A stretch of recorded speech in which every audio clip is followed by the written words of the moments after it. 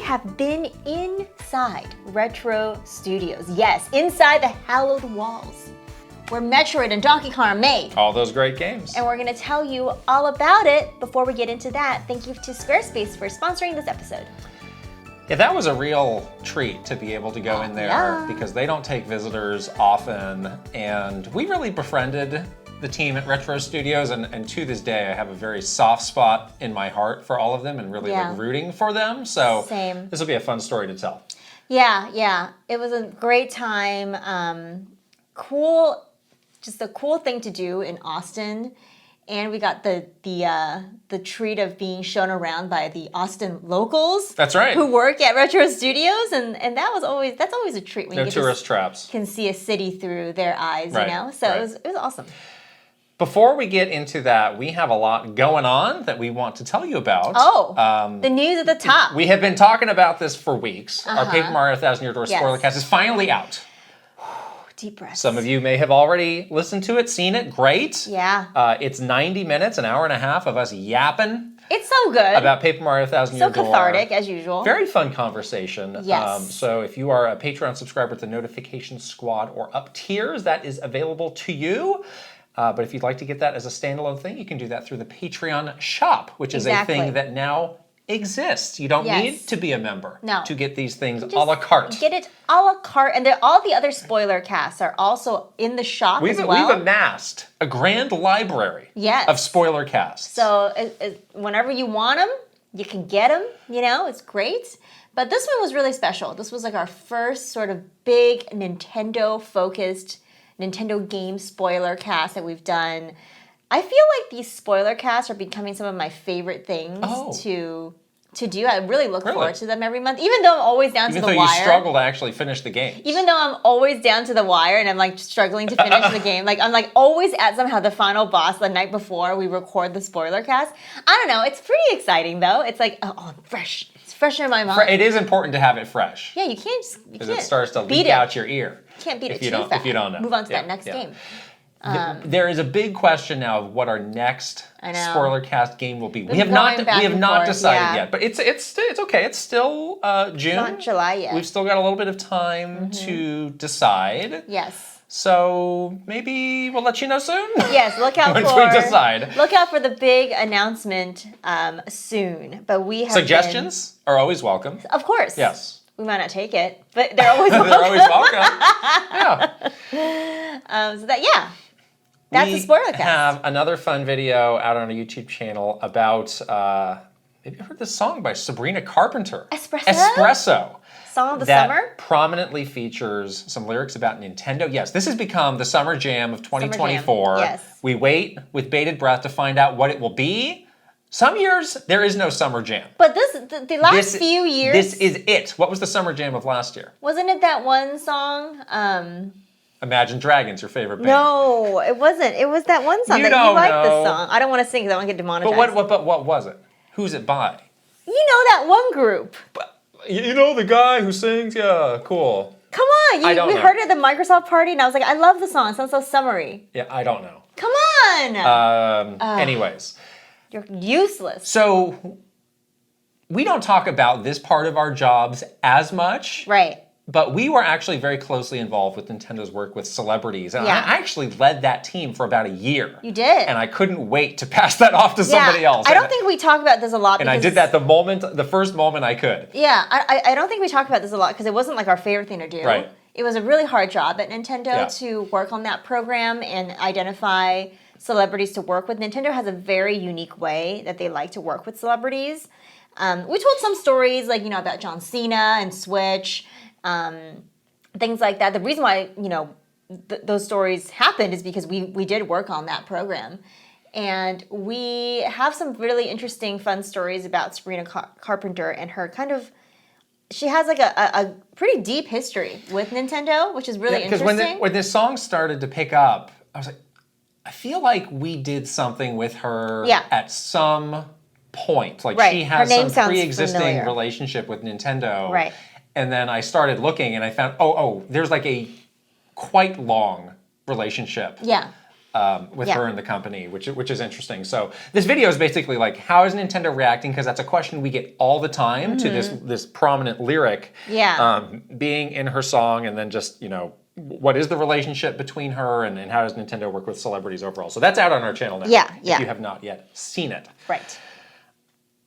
Speaking of seeing things, do you see this great shirt that I'm wearing right now? It's so beautiful. This is the last week to get our merch, including this shirt, sweatshirts, notebooks, water bottle, whatever, mugs, in this design. Maybe forever. Right. We're putting it into the vault. This is a limited time collection. The collection has run its course. Look at that. Oh, you put the laptop Get a down. look at that. So this design is going into the Kit and Krysta merch vault. We will be revealing the next merch design soon, very soon, which is very exciting. But this is going away. So if you have not picked up this line of merch, and it's beautiful and awesome and created by community member Frulio, do it now before it's too late. Yes, we will put the link for that in the description. Yes. I'm still reveling in my big Metroid Prime 4 bet. Can you believe that was last week? No. That Nintendo Direct. I feel like weeks ago. I feel like last week was like 10 weeks. It was a lot. Like that week. One day last week, I was like, oh, a year has gone by. It really was. It's amazing how that goes. But we made a big bet about Metroid Prime 4, which resulted in you getting a pie in the face. Now, I had put something out there for myself at risk if I was a loss, which was I would cut my hair off. And one person left us a comment. I think this looks like it's on Twitter. Somebody made a comment, and I was like, this is the new Puro. Because this person said something. I'm going to read what it says. I feel like Kit wanted to shave his head anyway, and it would be a way to have someone else do it for him, plus it would make for good content. He's going to come up with some other bet to lose. I guarantee it. Whoa. I have a confession to make. And that person is me. No, just kidding. This is almost entirely correct. Yeah, this is correct. This is almost entirely correct. So if you listen to sharp-eared listeners, when we were on the Nintendo podcast many, many months ago, Wood asked me about my hair, and I said, I'm actually thinking of doing something else with this hair, but I don't know what. So that's true.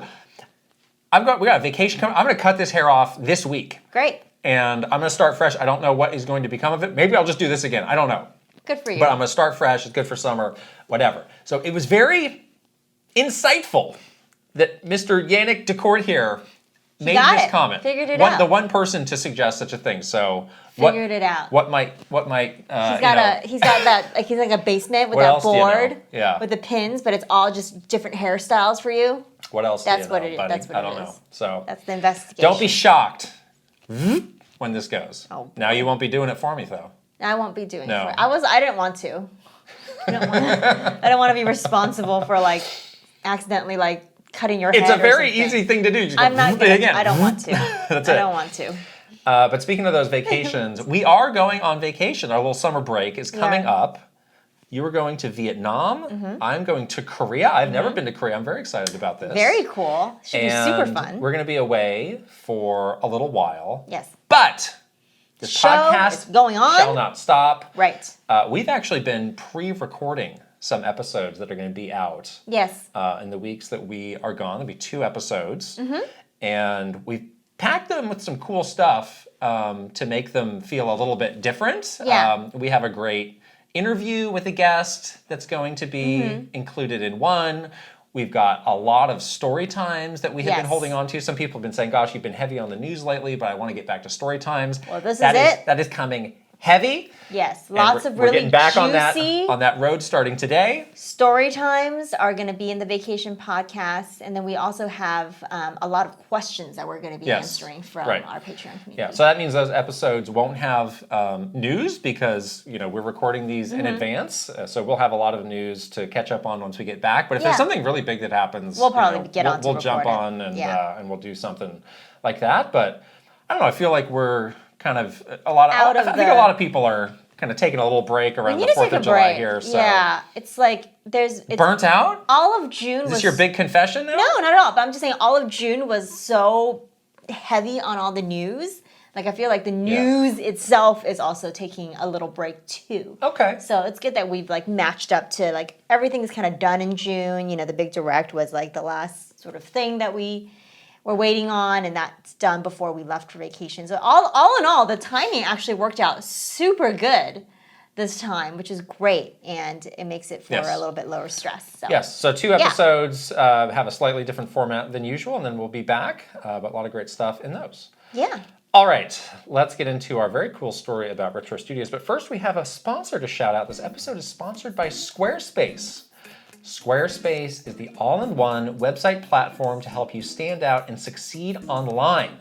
Whether you're just starting out or managing a growing brand, Squarespace makes it easy to create a beautiful website, engage with your audience, and sell anything from products to content to time, all in one place, all on your terms. I love Squarespace. It's such a nice, easy way to make your website look professional, which is something that we definitely needed help with because we did not hire like a web designer or anybody to help us. That's what I was going to say is, you know, there used to be a time not that long ago where you needed a very expensive web designer. Right. A webmaster, is that still a thing? No. Webmistress in your case? The dark mistress of the web. Please summon the webmistress to oversee this. No, it was not something that just anybody could do. But now it is. Exactly, and they have a lot of tools. They have the Squarespace Blueprint and some of those great SEO tools. So not only can you design your website to look really, really nice, it has lots of easy ways for you to format it, but it also gives you a lot of good ideas so that people can find your website and actually look at it. That's really important because if you're making a website, you may not know. Like, you got to play this game, the SEO game. You got to get in the game for people to actually find this website that you're making. The algorithm of the So it's SEO. like, yes, you can make it, and it's going to look great, and it's going to be easy, and people can find it, which is so cool. So nice. And it's going to feel super modern because you can pack it up with all sorts of videos. If you are in some sort of line where you want to be selling things, you can totally do that, and Squarespace makes it easy. So this is such a great service that they're offering here. Yeah. So head to squarespace.com for a free trial, and when you are ready to launch, go to squarespace.com/KitKrysta to save 10% off your first purchase of a website or domain. I'll put the link right over here and also in the description below.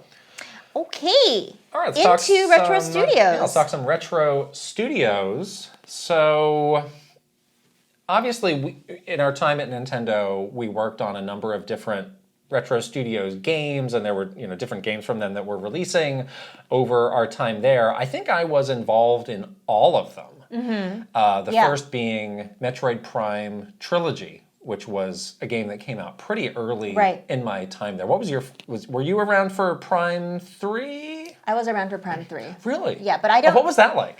I worked on it with another PR lead at the time. But what was the mood? What was the feeling? I feel like it was very optimistic. Yeah. Like people still really had this like feeling that Metroid still had this very passionate fan base. But at the time, I think it was a smaller launch because... Really? It didn't feel as big as... Couldn't sell to grandma? Couldn't sell to grandma. Oh. It's not Mario, obviously. So there is a recognition that this audience is different and potentially a smaller campaign. So yeah, I remember it being like pretty straightforward, honestly, like the campaign. Like it wasn't like, we didn't do any sort of big PR stunt. There wasn't any kind of like big budget idea. This is why you needed to hire me, geez. This is sounding dire. That person wasn't very good. This is sounding bad right but now. It was like super straightforward. It was like, we'll just like pitch it to some, games media, like the IGNs of the world, and like do some previews, and that was it. It was like very straightforward. So kind of interesting. Wow, that is interesting. So over that time and over those releases, kind of got to know them pretty well. And they really do occupy this very interesting space in Nintendo development. Yeah. Because, they work with, they're based in Austin, Texas, and they are working with producers that are based in NCL in Japan. Yeah. But, they're geographically close to Nintendo of America, but outside of getting ready to launch a game, they don't have a lot of contact with them. Yeah. So, and there was this sort of feeling that because they're part of the development side, even though they were like English speaking, even though they were, in the US, there was this sense of like a barrier between the Nintendo of America people and them. Yeah, I mean, they did not report to Reggie. Right. They're reporting to the powers that be in Japan. Exactly. So again, it's like, yeah, they're close to us, they're our neighbors, but they were kind of in this whole other lane of being a part of the development team. Yeah, that was the thing about Nintendo too, is like they do kind of keep things in their own little silos.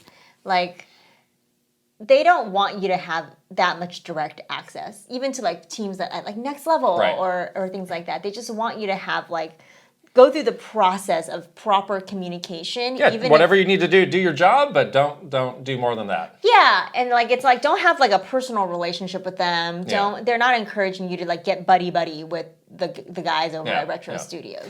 But that wasn't the case with us because we did get buddy with the guys over at Retro Studios. Yeah, I mean, pretty quickly the feeling I got is like they felt, I almost got the sense that they were a little bit lonely. Like they had a bit of a sense of isolation of like, yeah, we're making these cool games, but we kind of wanted to engage with, the bigger Nintendo team. Right. And, understand how they tick so that they can, do a better job, when it comes time to promote their games. So eventually I became the sort of PR liaison with Retro Studios because... So the CEO of Retro, his name's Michael Kelbaugh, and he used to be the former head of NOA's quality assurance team. So he'd been there for a really long time, and I've actually found this clip of him from the original Donkey Kong Country VHS tape from 1994. Look at those bananas in the background. That's an amazing video if you have not seen that. I have that VHS tape. By the way, we should react to that sometime. So, he had that experience with Donkey Kong Country, which kind of, maybe speaks to their interest in making those Donkey Kong Country games later. But, whenever they would have a new game, he would be involved, he would be very prominent, and I kind of got to know him really well, and they were always just so grateful to have literally any marketing support at all, which I thought was such an interesting. It's like thing. You make like some of the most critically acclaimed games that this whole company puts out within all of Nintendo. Like you are one of the shining beacons of quality, of like surefire hits, like all of this, and like I really didn't expect that sort of mentality from them of like, oh my gosh. You did this tiny thing for us that's actually your job. I'm so grateful. It's like, oh my gosh, this is backwards. And it was crazy because we would like share just like our standard update reports with them, and like the reaction was like, I never thought anyone would care about this game. Like, what? You made a what? Like, are you serious? Also like, oh my gosh, you did this for us. That's so amazing. It's like I would do anything for you. But it was very strange. They were so I do think that was part of the sort of the way that Nintendo had them set up, where they were a little bit like isolated in their little ivory tower, and they just didn't have as much contact with or just understanding of like what was going on the outside. Right. Yeah. So I think on both sides for us and them, like it was kind of a feel good relationship because. Again, I didn't get the sense that they maybe got as much insight or as much info as they wanted before, and I was glad to give it to them because it was like, oh my gosh, like I really have so much admiration and respect for you guys. Like I want to help you out. I want you to feel like you understand more about what the marketing is doing and why and what the results are and all that. And like sometimes they'd be like, oh my gosh, if you guys ever make like any merch that you send to media, like if we could get like a couple of those for the team, that would be great. It's like I will send you like boxes and boxes of whatever you need. Oh my gosh. Again, I will do anything for you. Poor thing. They were like stuck in the little studio by themselves. Yeah. So again, like they did not have the mentality of like, big time game developers. They're just so sweet. Very sweet. And so like unassuming. Did you send them the banana bag? I sent them everything. The banana in bag was extremely high qualities. Yes. Very, very iconic. Yes. My gosh. It was a banana-shaped thing, and then when you open it up, it was a shopping bag. A shopping bag. I still have mine. Why does such a thing exist? I don't know. It's called a banana bag. But it does. So anyway, in 2014, we were going to be attending South by Southwest. Yes. And that was a show that at the time was making a big push into gaming. Yeah. Like South by Southwest is a huge show. I don't know how I would if somebody had never been or doesn't know what South by Southwest is, how would you describe it? It's kind of a tricky one. It is. It's supposed to be like, it started out more like film, right? The arts, music. So I feel like it's like an interactive Oscars is how I would describe it. Oh, but there's no award. There's an award some component. awards. There's an award component, but it's like if you mixed a film festival, music festival, and then they were trying to add gaming as part of it as well. And then tech has also become like a big part of it. Tech would as be well. there too for like, you know, I feel like AI stuff is now probably taken over South by Southwest, which is gross, but whatever. But yeah, it's a little bit of a mishmash of things, but it was a show that was catching Nintendo's interest, I think, because it was an opportunity again to like talk to different kinds of people about video games and people that have sort of this adjacent relationship with all things entertainment.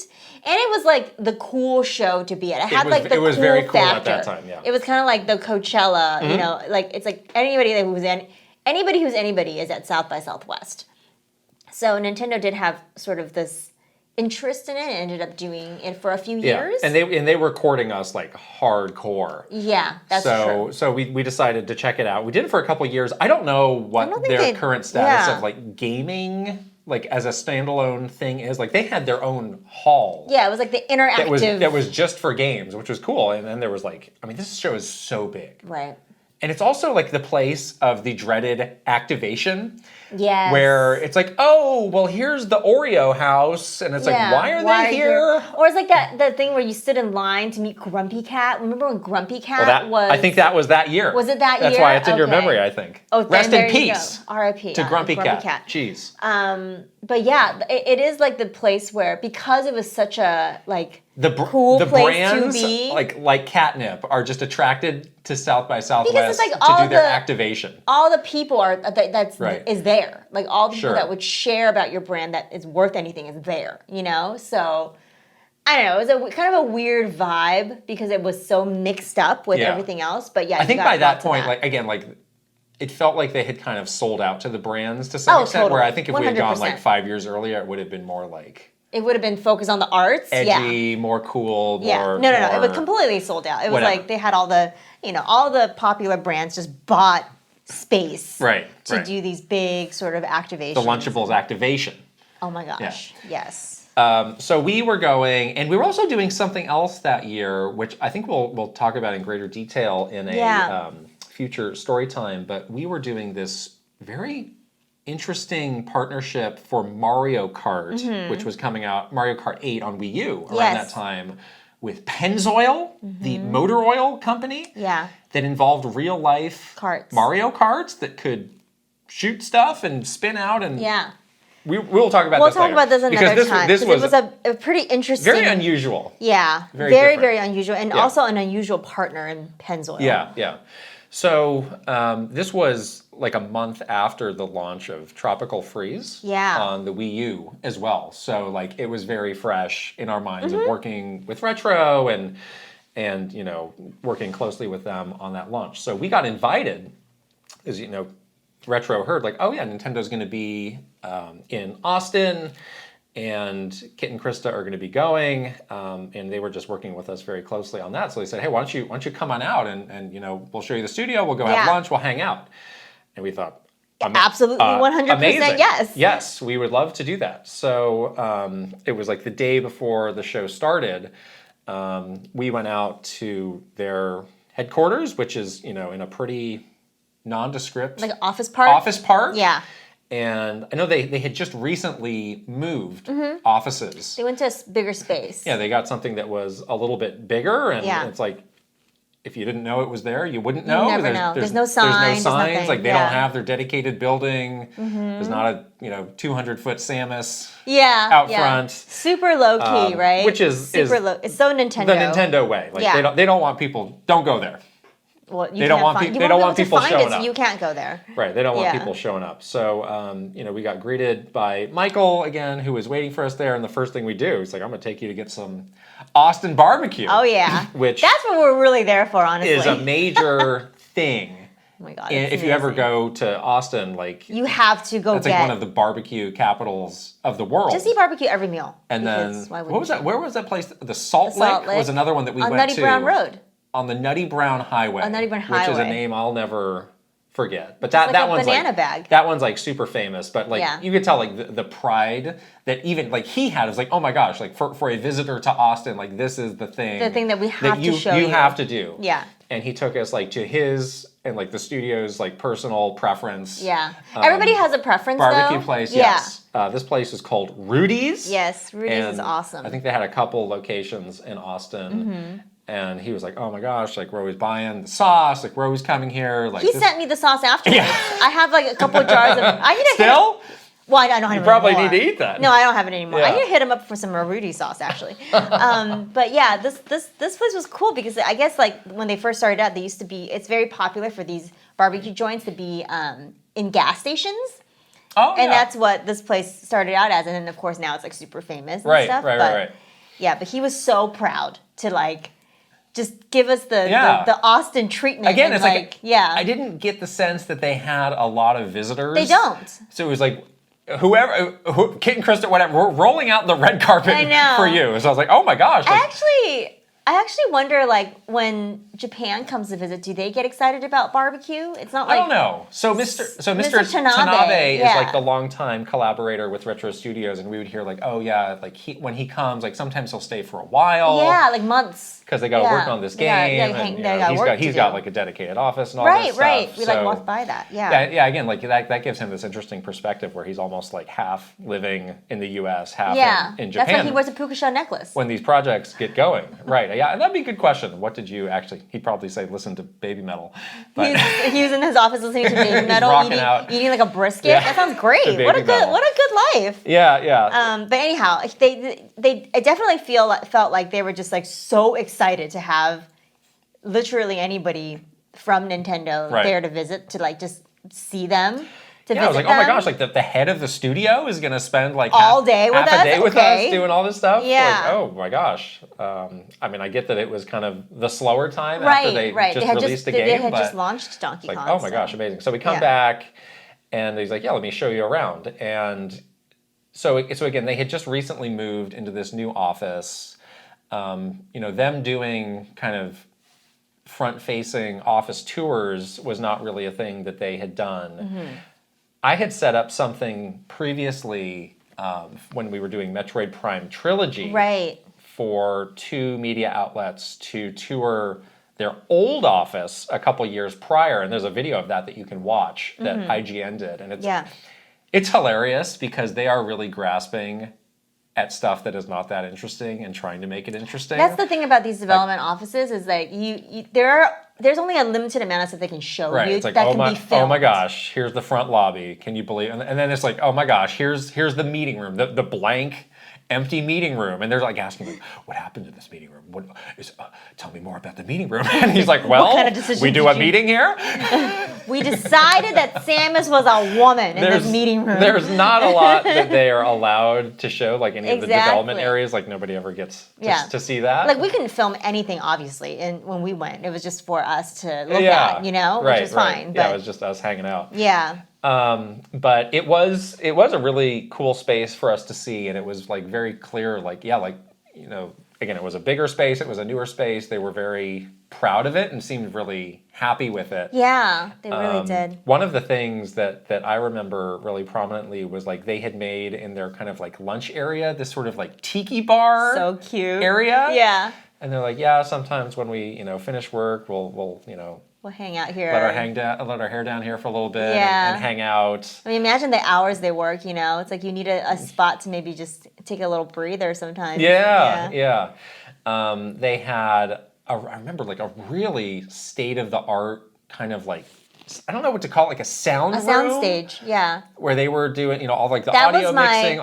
That was my like number one memory of that tour is the sound area. Like they had, David Wise had like a space there, and then they had like this thing where it was like, when you like see in a cartoon where they make the sounds with the objects.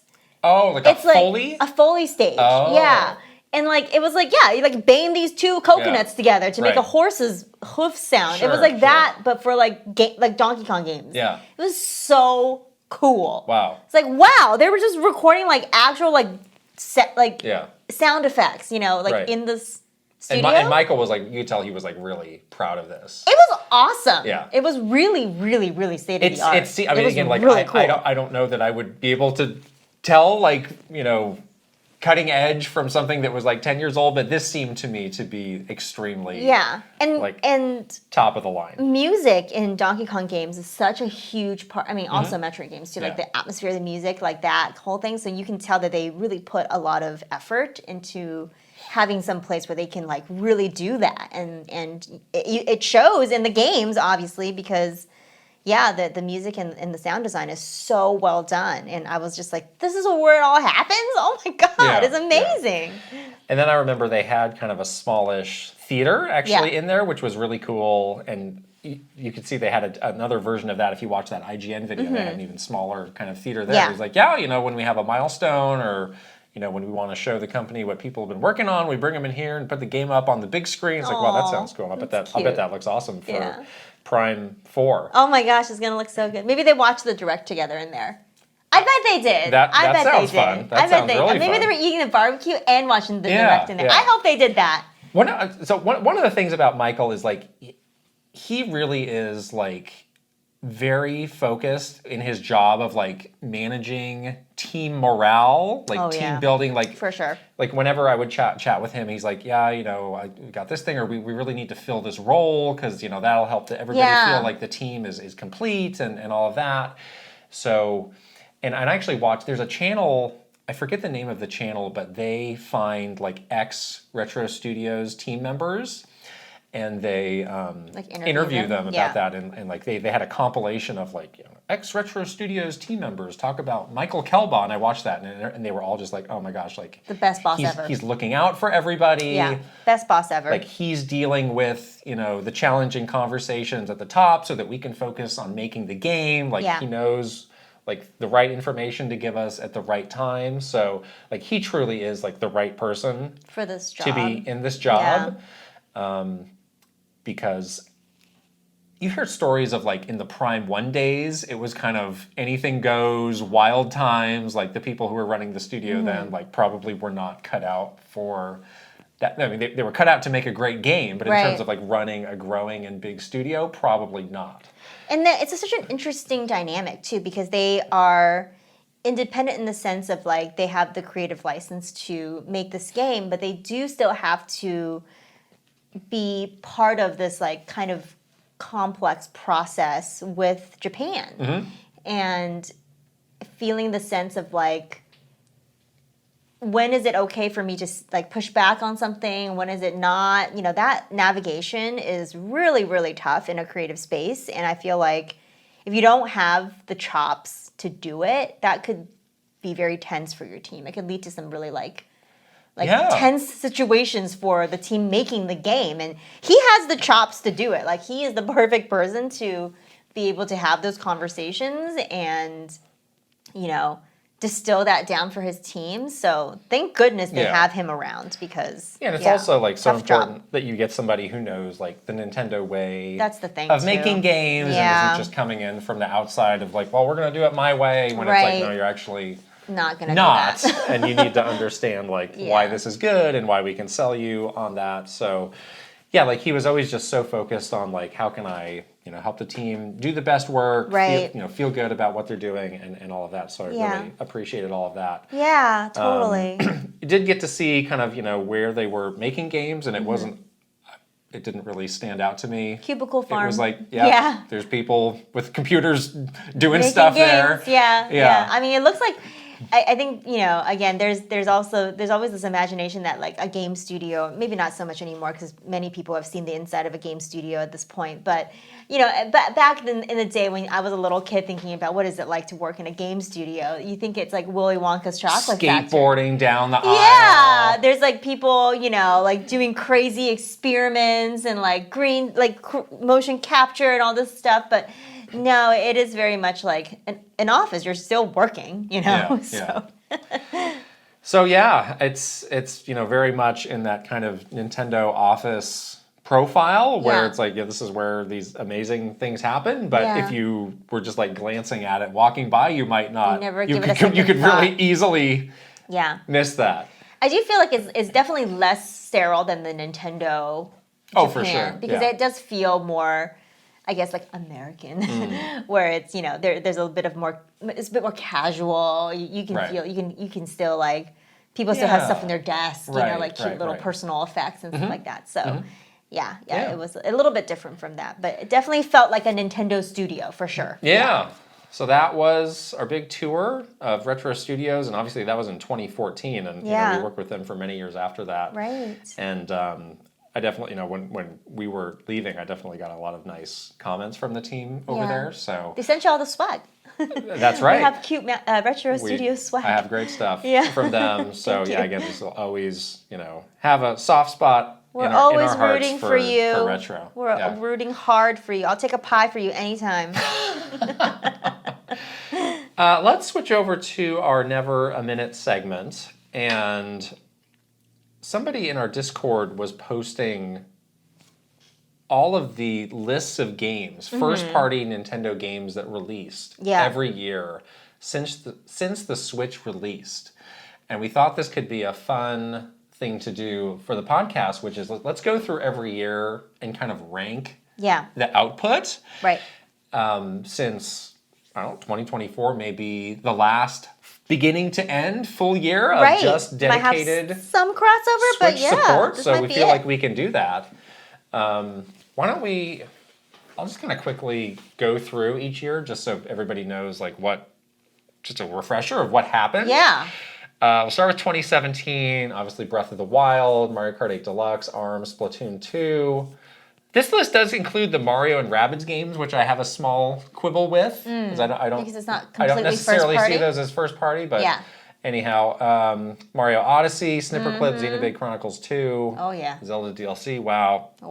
2018, Kirby Star Allies, some Labo. Boy, that came fast. Tropical Freeze remake, nice. Mario Tennis, Aces, Captain Toad, Xenoblade Chronicles 2 DLC, Super Mario Party, the Pokemon Let's Go games, and of course Smash Brothers. Yeah. 2019, Mario Brothers U Deluxe, Yoshi's Crafted World, more Labo, Box Boy, Cadence of Hyrule, Mario Maker 2, Three Houses, Astral Chain, Zelda Link's Awakening, Ring Fit Adventures, Luigi's Mansion 3, Pokemon Sword and Shield. 2020, obviously Animal Crossing, Xenoblade Chronicles 1 Definitive Edition, Clubhouse games, Origami King, Super Mario 3D All-Stars came and went, Pikmin 3 Deluxe, and Hyrule Warriors Age of Calamity. 2021, Mario 3D World with Bowser's Fury, Pokemon Snap, Miitopia, Mario Golf, Skyward Sword HD, Metroid Dread, Mario Party Superstars, Brilliant Diamond, Shining Pearl. 2022, Legends Arceus, Kirby the Forgotten Land, Switch Sports, Mario Strikers, Xenoblade Chronicles 3, Splatoon 3, Pokemon Scarlet and Violet. 2023 has Metroid Prime Remastered. This was just last year. Yeah. Fire Emblem Engage, Xenoblade Chronicles 3 DLC, Tears of the Kingdom. Yep. Everybody 1-2 Switch. Oh boy! Pikmin 4, Mario Brothers Wonder, Super Mario RPG, and then this year, now that we presumably know, probably all of it, most likely everything. Mario vs. Donkey Kong, Princess Peach Showtime, Endless Ocean, Paper Mario 1000 Year Door, Luigi's Mansion, Nintendo World Championships, Zelda Echoes of Wisdom, Super Mario Party Jamboree, and Mario and Luigi Brothership. So that's a lot. I did not count how many games that is. That's that is a lot of games. It's a lot of games. It's a lot of games. Every year. So Stacked. we are each going to have a list. I have a list, yes. How would you like to proceed through your list? Why don't you just do your full list? Because it's a lot. It's 8 years. It's a lot of years. Bottoms up or top down? I'm not some monkey where you just tell me to dance and I'm going to dance and say top down. Is it top down though? Do it however you want. I'll do top down. Fine. Okay. So, best year, starting with number 1, 2017. Yeah. Followed by 2020, Animal Crossing year. You said 2022 is your second best? No, I said 2020 is my second best. Yeah, 2020 Yes. is your second best year. Yes. Okay. 2023, third best. Okay. 2019, Yeah. 2022, Okay. 2021, Yeah. 2018, and 2024. 2024 is the bottom. Yes. Okay. Can you explain your rationale on 2020? Well, 2020 was an Animal Crossing year. Yeah. Animal Crossing saved us all. So just What? on that single game, A single game can make or break a year? it made that year. Oh. And I think that was the year where, go back to 2020 again. Let me look at it again. I was going to say, that was the year where I played Mario 64 for the first time and beat it. Okay. And I really liked Age of Calamity as well. That was like one of my games of the year for 2020. Wow. Yeah, I know. It's weird because that year didn't really have any much Spoiler, else. that year's going to be much lower on my list. That's fine. That's fine. Yeah. But Animal Crossing was like, it carried it. Honestly. Okay. Yeah. Yeah. Yeah, I maybe don't buy as much into the idea of like a single game making or breaking a year. I kind of like need more than that. Yeah. That's So, yeah. I don't know. I feel like that if we didn't have that game, if I didn't have that game in 2020, I don't think I would have made it. Okay. Like truly, I wouldn't have made it. I mean, what could that year have been if there was not a pandemic? Like what from 2021 maybe would have been in that year? Right. We'll never know. We'll never know. We'll never know. But that was the situation, and thank God it had something. Okay. Let's go through my list here. I'm going to say, again, from top to bottom, Okay. 2017 also. Yes, Number of one. course. Incredible achievement. Yeah. Will they pull together a similar launch year know. for the Switch too? Yeah, that's Maybe they should hard. try. Yeah, that's Next. hard to top. 2022 I have Okay. next. I think this is just, so many great games stacked up on each other, kind of back to back. It just felt like there was always something really great coming out. Then 2023, look at this more closely actually. Do I want to swap? I'm going to swap 2023 and 2022. Really? I'm going to do that. 2022 is very middle of the road for me. What besides Swapping Arceus, that. what are the other great games in that year that you really played? Kirby. Okay. I like Kirby. Yeah. What else? I wouldn't say it's like the best of the best, but it was just like a lot of good games that I enjoyed. So I feel it was super middle of the road. Like I agree with that statement. It's not. you just put 2020 as the second best year. It's not the best of the best, but it was just like All a right. few Maybe as very we like keep, mid games. I'm open to revising if I feel I need to. Next we have 2019. I had that as number 4 too. This is It's a great year. see this for me. This is the one where it's like, what is the standout here? Really? I think it's lacking. Fire Emblem? Yeah, but Luigi's Mansion 3, Link's Awakening? I see Those 3 games did not do it for you? I see Are you those as kidding like me? a step below, what you might want out of a big year. But again, it is very good just in terms of volume of high quality games. See, I feel like these games are much more like a step above. Well, that's why we're doing separate lists. All right. Then I had 2018, which overall was, Mid. it's really carried by Smash Brothers. You just said that not one game. And these Pokemon games, which I know you don't like, Those but are terrible I do games. like those. I'm not a huge Smash Brothers player, but I get why that game is awesome. So that one is, it's lower on my list. But that was the only game that in that year that was any good. I know a lot of Kirby fans don't like Star Allies. I kind of like it. I don't mind it, but a Kirby game's never going to make a year. It's just like there. Forgotten Land would beg to differ with you. Forgotten Land was great, but it was just like there. 2021, I have after that. Okay, which that's near the bottom for me as well.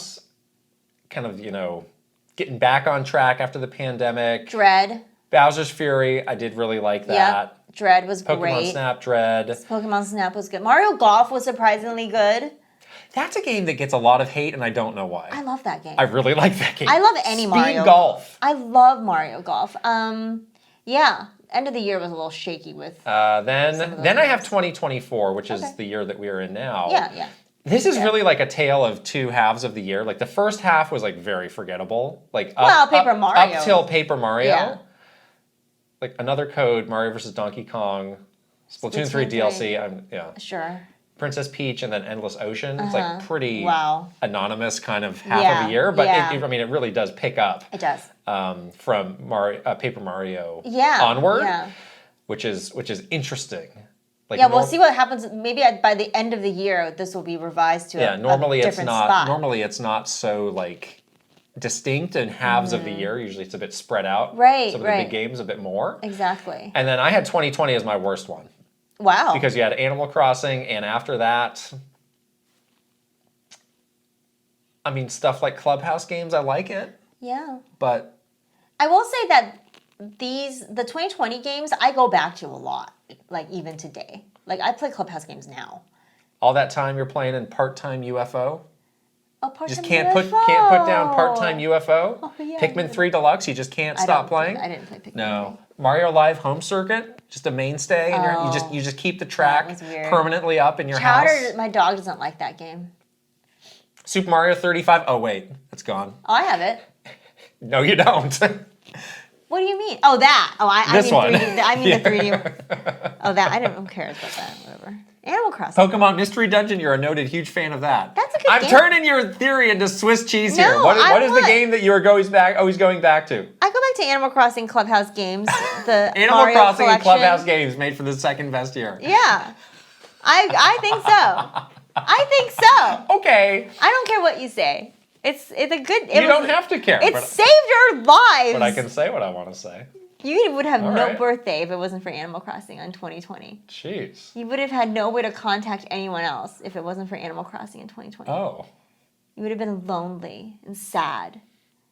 Well, I was still all of those things, but really? Whatever. No. I was still those things. Oh, no. All right. How interesting. Well, that is interesting that we have very different interpretations, but we can all agree 2017 was the best year. Top of the top. Top of the top. Really great year. Yeah, 2017. Wow, what a year. All right. All right. What a fun thing that was. I know. We want to hear you guys tell us your rankings in the comments, so please do. Yeah. And we can argue with you there. Okay. Yeah. Let's talk about some games we're playing. Oh boy, we're starting with Elden Ring: Shadow of the Erd Tree. We have had quite hot the stuff coming through. Emotional soul searching to get back on track with this game. I know. This was an interesting thing because usually when a game has DLC, you sort of jump back in, you're feeling. You can pick it back up pretty easily. That's the thing. Yeah. You don't feel the sense of like inadequacy like you and I both felt when we started to like kind of think about how we're going to get back into this, how are we going to tackle this DLC. I was very, very excited because this was one of my favorite games, I think, of all time at this point. And I was looking forward to it, but I was also very nervous because I just didn't know how to play this game anymore, quite frankly. And so, yeah, I did figure it out, though. So I'm very happy about that. I was glad that I was like reading a bunch about, what you need to do. There's some prerequisites of what it is you need to do to even get into the DLC Which map. the game does not mention in any way, shape, or form. Of course not. Thanks for the $40. You figure it out now. There's not even like a pop-up or anything. That's what this game is, though. That's what this game is. Okay, this is not some game where they're gonna give you a big red marker that was like, do this now to like get into this whatever. No, this is what this game is. This is a game that encourages you to like talk to other people and look, go on YouTube and look at videos and read Reddit and all that stuff. So I'm glad I was doing that because I was like, there was a boss that I needed to defeat that I had not defeated yet. It was an optional boss in the main game. Luckily, I had already in my exploration of the main game, I had already unlocked most of the little save points to get to that boss. So I very quickly made my way after I learned how to... So there's 2 paths you can take to get there. Tell me what path you did. I did the Whiteface Vars quest where I get the Knight's Shield, and then you can go to Mogwin's Palace through the teleporter. So that's what I did. But I had done that in the main game to do something else. I was like looking for a piece of equipment, I think, or doing something where I needed to go to that underground palace. Right. And so I was doing it for that, but luckily I had already unlocked those fast travel points. So I was kind of lucky there. And when I got into the game though, I picked up the controller and I was like, how, what? I didn't remember any of the buttons. It has been over 2 years. I didn't remember that there was a second menu where you can like get on the horse and do your summons. I didn't remember how to run. That really threw me for. I did not remember how to equip anything. Yeah. I didn't remember any. I was like in the round table hold, and I was like, why am I here? Oh, the round table. Why do I have so many runes? Oh, I remember that. Who do I talk to about that thing again? Oh man. Do I touch the 2 fingers or what? I was so dumb. I was like, I had my phone. I was just like, how do I run? Okay, hold down circle. How do I get on torrent? Oh yeah, I have to go to the sub menu. How do I equip? Oh my god, it was like a baby playing this game for the first time. It was so comical. And then once I kind of like refamiliarized myself with the controls, I was like, I'm just gonna go to this boss and see what happens. 2 tries, got him down. Oh, still pretty hardcore. My character, she's good. I like her. So it was fine. I was okay. And then once I stopped fumbling with the controls and stopped unequipping stuff, I was good again, and I was like able to, throw those spells and everything was fine. And then I did the thing and I got into the DLC, explored like the first area a bit, got a few save points, and then I promptly stopped playing because I was like, I need to now watch about 35 hours of YouTube videos to see what it is I need to do. Because they do a lot of things in the DLC where, like, they're expecting everybody going into the DLC to be, like, a level 130 plus, right? Ish. And so they're like, well, it's Did they say that? I watched an IGN video that basically was like, if you're not that level, like, don't bother. Or, like, you have to be between, like, 125, 130. So to make it feel like you are playing a new thing and you're not, like, OP... they have all these other things that you have to collect to augment your character. So now there's these different collectibles that's supposed to reduce damage, increase attack, and that is what you're supposed to do now in the DLC. In the DLC area. Yes. Versus just getting the runes and leveling yourself up in the main area. Like, that's not going to really matter. I mean, it's going to matter, but... Well, then why do you need to be level 130? Because it's hard. I mean, you still need to have, like, health. You won't be able to get those things. Yeah. Okay. So anyhow, I was like, I need to do a little bit more research. But I was okay. I went into the DLC. I fought a few people. I was fine. No one. I wasn't like one-shotting them, but I was like, I'm not really getting that hurt. Yeah. I was able to like walk around. I got the map for the first like area in the DLC. I watched 2 videos that was like, go to these locations to pick up these like tree or some sort of tree. Something that you need to augment your attack and your reduce your damage. So that's my next mission, is to do that. But I'm so in again. What is the look? What is the look of the area? It looks similar. I mean, it has like a very like. It's kind of separate. It's not just like bolted onto the main map. No, right? it's completely it's like a whole different. Other, you go through a portal or something. You go. Yes. Somehow you're going through like a thing and. Yeah, it looks like the art style is very similar, but it's you sort of start in this like big graveyard. So it has sort of this very like ominous. I mean, the whole game has an ominous feeling, right? It has a lot of different looking enemies as well. Like you see in the distance this big like giant with like a torch head. So it's kind of like very like fiery. A fire giant, you might say? It looked a little fire giant. I was like, I'm gonna run the opposite direction from this guy. I don't want this.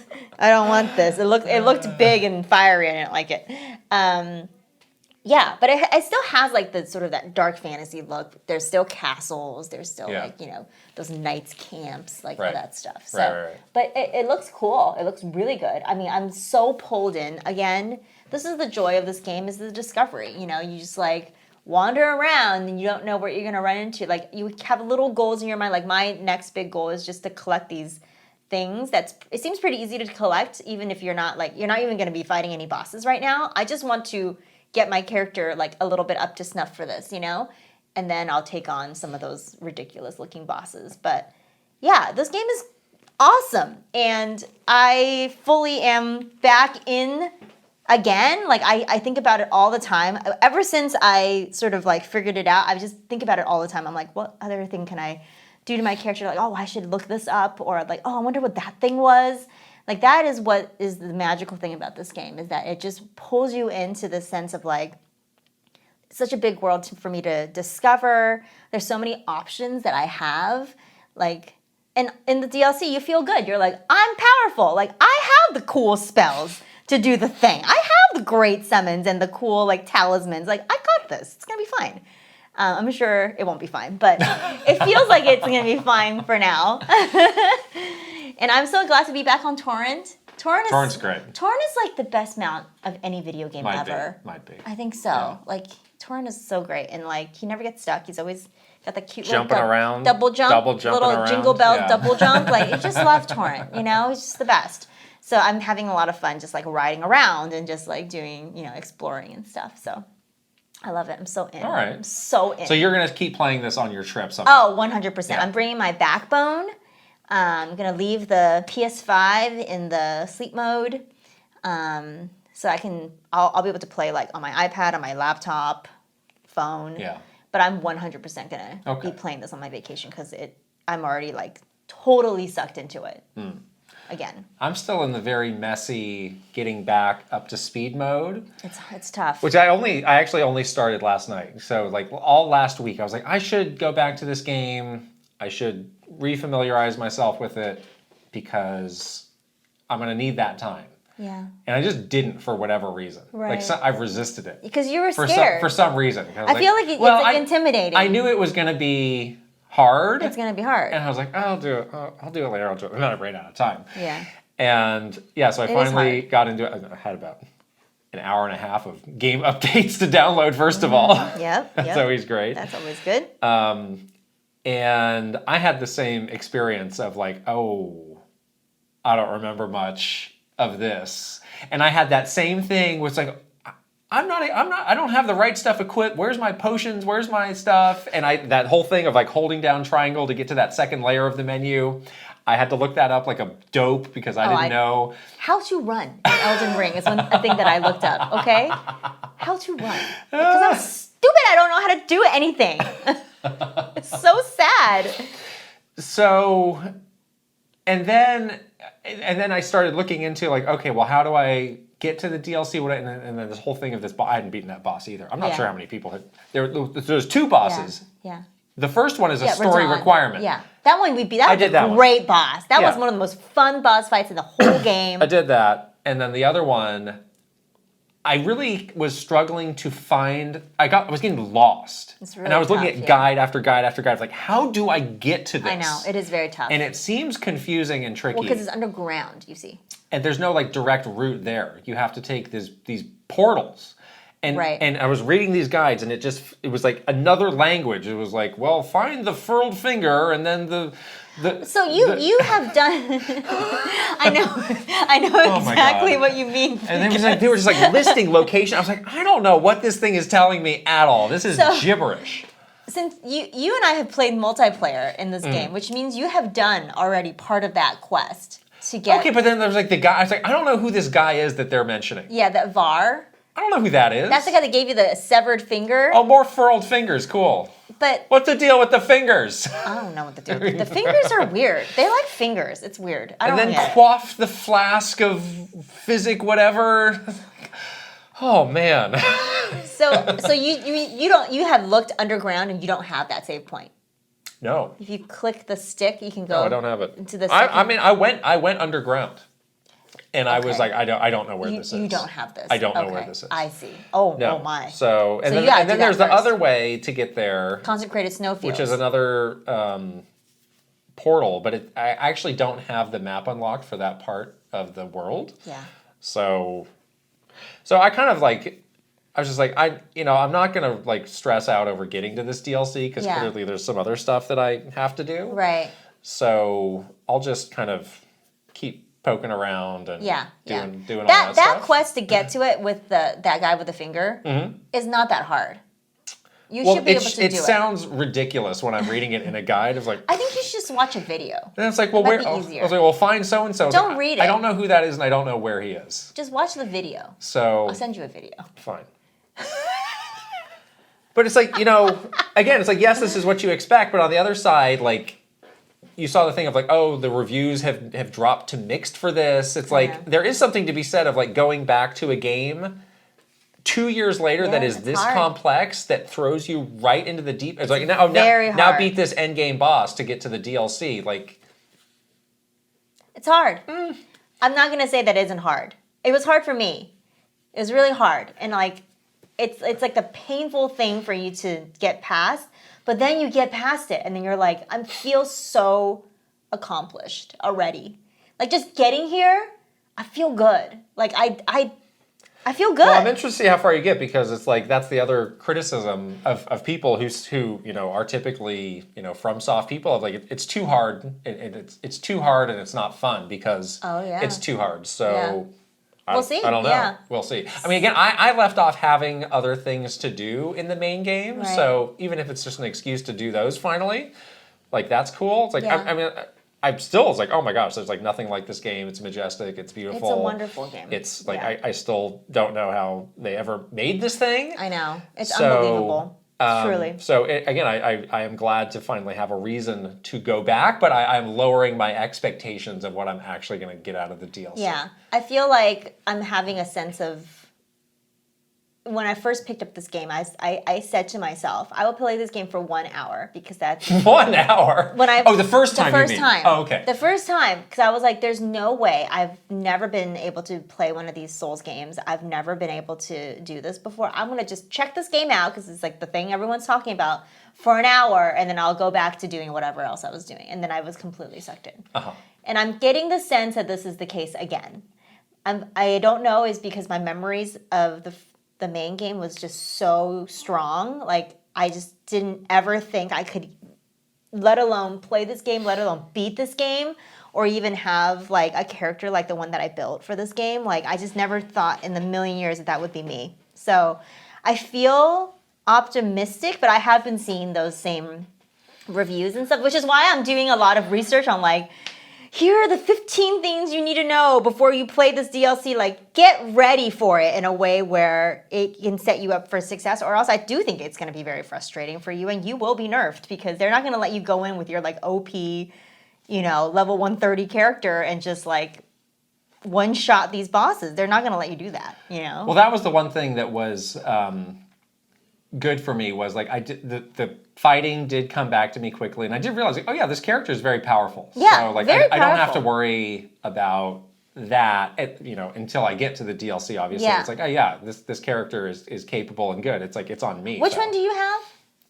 Which what? What kind of character do you have again? What do you think?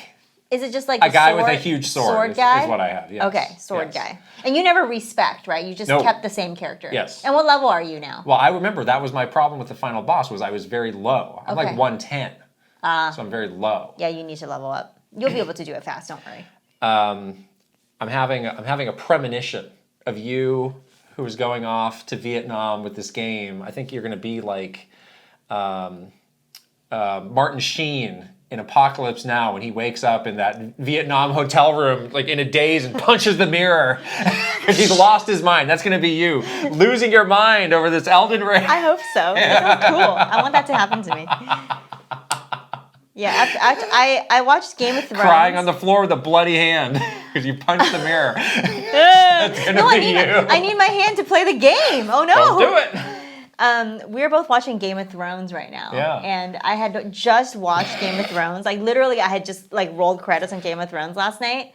and I immediately went to go play Elden Ring right Yeah. afterwards, and I was like, I'm getting like a double whammy of the same Oh kind of yeah, vibe. it totally is. And it Yeah. feels weird, but also kind of cool at the Oh, same time. okay. Like I'm just like immersed Right. in this like kind of dark fantasy world, and I kind of Uh-huh. like it. But yeah, I do feel like I'm gonna see how far I can get. Let's see how far I can get. I have a plan. I think I have that's a plan, guys. Well, what does that mean? I know what I'm gonna do A plan to do what? to like to beat it? to get my character like battle ready. All right, because I'm extremely managing my expectations Okay. about all of this. Great. So I feel fine about that. That's good. Yeah. Good. Maybe you can just beat this game, the first game. That would be nice. That'd be nice, yeah. I'd be happy with that. Yeah. Anything else on that? No. No? All right. What I was doing as I was stalling from playing Elden Ring was I played through Metroid Zero Mission. I did too. I didn't beat it though. You did not finish it. I did not okay. finish it. I'm like maybe like halfway through. Which is now on the So good. Switch NSO. This is a Game Boy Advance game, which was positioned as a remake of the original Metroid game, the original NES Metroid game. But it is much more than that. It is so much more than that. And I was So much I was more. thinking back to my original history with this game. So I never owned this game, and I think what happened was I had a friend who had it. Borrowed it from a And friend. he said, let me just play that. I may have just like been visiting them and just like played it for the first 30 minutes Okay. and been like, okay, I know what this is. Okay. This is kind of, Souped a up. step forward, NES souped up Metroid, NES yeah. Metroid game. And I think at the moment I was like, I don't need this, was my recollection. But now that I have, played through the whole thing, like, again, it is so much more than that. Like, they really, that's a very early NES game. And they basically give it, like, the Super Metroid treatment, where, the world is much more elaborate. Like, they're having full license to kind of, like, retool the experience of playing that initial Metroid game. A lot of those items that you get in Super Metroid that you don't get in the first game are in this. Yeah. So as I was playing through that part of the game, I was like, oh my gosh, like I definitely wasn't getting this impression in those first 30 minutes when I was playing at my friend's house. Right. And like, wow, like this definitely stacks up with, the really great classic Metroid experiences. But then there is more to the game that happens after you beat Mother Brain that I was not expecting. Okay. And I didn't know about until that point. Yeah, I didn't know that. So the game, maybe I'll try and like dance around what it is because it Yeah, is I'm gonna like, beat this it is game, a so. very major spoiler. Oh wow. Because basically you leave that planet, something happens, Right. and you are in a new location under very different circumstances. Okay. Where the gameplay for a while changes quite dramatically. Oh, cool. And I will leave it at that, and there is like, a big finale where you're, completely overpowered and just ripping through everything. You got to have the screw attack. Which is great. I got the screw attack early. The screw attack's my favorite. It's like my favorite it thing. is, yeah. It feels so satisfying when you get that. Right. But my gosh, like what a interesting contrast of expectations versus what this actually was. Yeah. I am blown away by this game. I started playing it too earlier this week, and I'm like, how did they do this on a Game Boy Advance? Like, some of those cutscenes are so cinematic. Yeah. Like, you have no business doing this on a Game Boy Advance, by the way. It's amazing. Like, and the gameplay, the motion, the way that Samus moves just feels so fluid, so crisp. Like, you could not, this game feels so modern. Like, you could not tell that it was a game from how many years ago, right?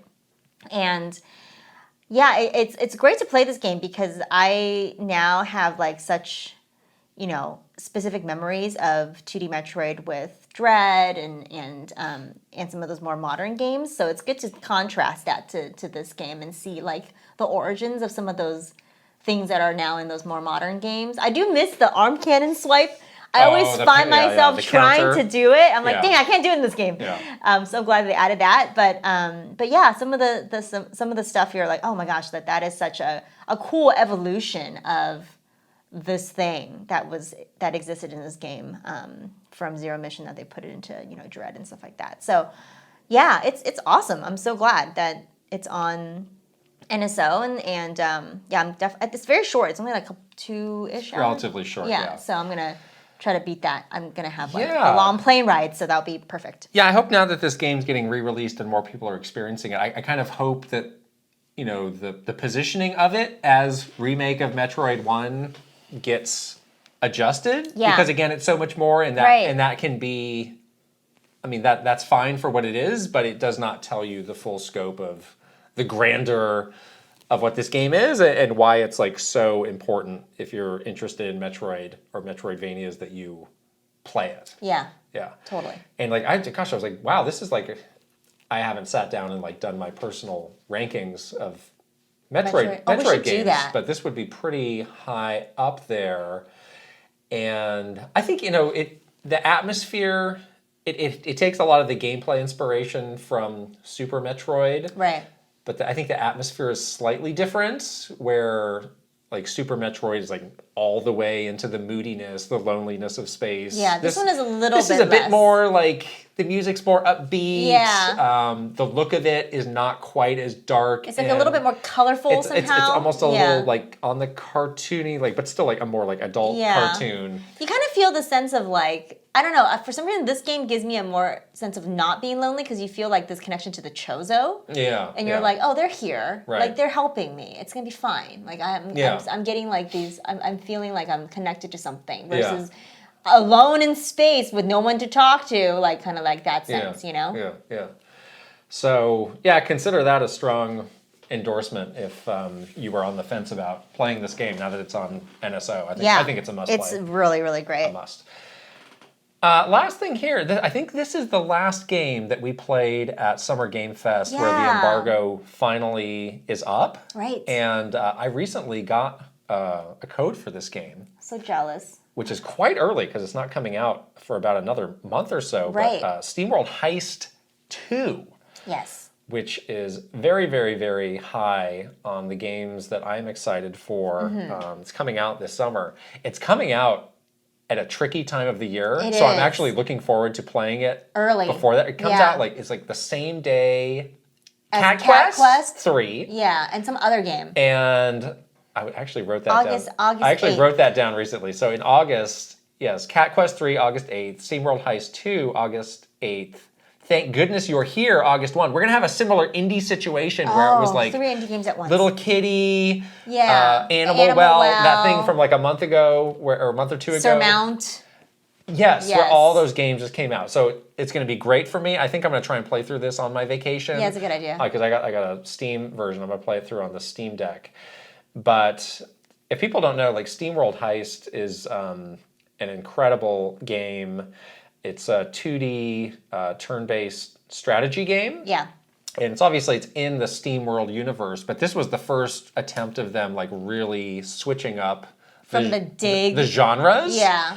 And I've told this story before, I'll tell it again. Like when they announced Heist 1, I was like, this is a huge mistake. Oh yeah. They are really onto something with Dig. And this formula, like this could sink the studio. This game's gonna suck because they don't know how to make this style of game. And I had to eat so much crow. You did. Because this game is incredible. They totally The first delivered. Steamworld Heist is incredible. And this seems to be just a great continuation of that. We played it for like, I don't know, like a half hour. Yeah. Did one of the early missions. Something that I'm really excited about in this sequel is you're on like a planet and you get a boat. You have a little tugboat. And you can tugboat around in the water and kind of go from objective to objective, but there's other little things that are happening. Yeah, you can do like little as you go around. Fun little side missions. You can explore little outposts. There's like little whirlpools in the world that can like teleport you to different locations.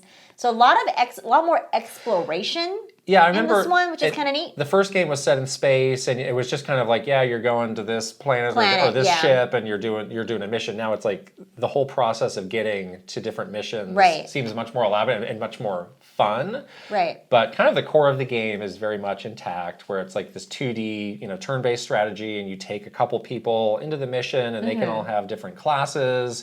And they were showing us like all the different like class-based perks that you can get. It's crazy. It's it just deep. goes on and on and on and on. And something that I really like about it is, so there are like up close melee characters, but most of it is like guns. And there's this whole aspect of like aiming your shot and like ricocheting shots. It's almost like playing pool. Like trick shotting. Yeah. This stuff. It kind of reminds me a little bit of like Worms. I love that. Where like, it's like, I think I've got it. Let's see what happens now. And there's a lot of things in the environment for you to interact with, like exploding barrels, or like, do you hide behind this thing and try to ricochet your shot?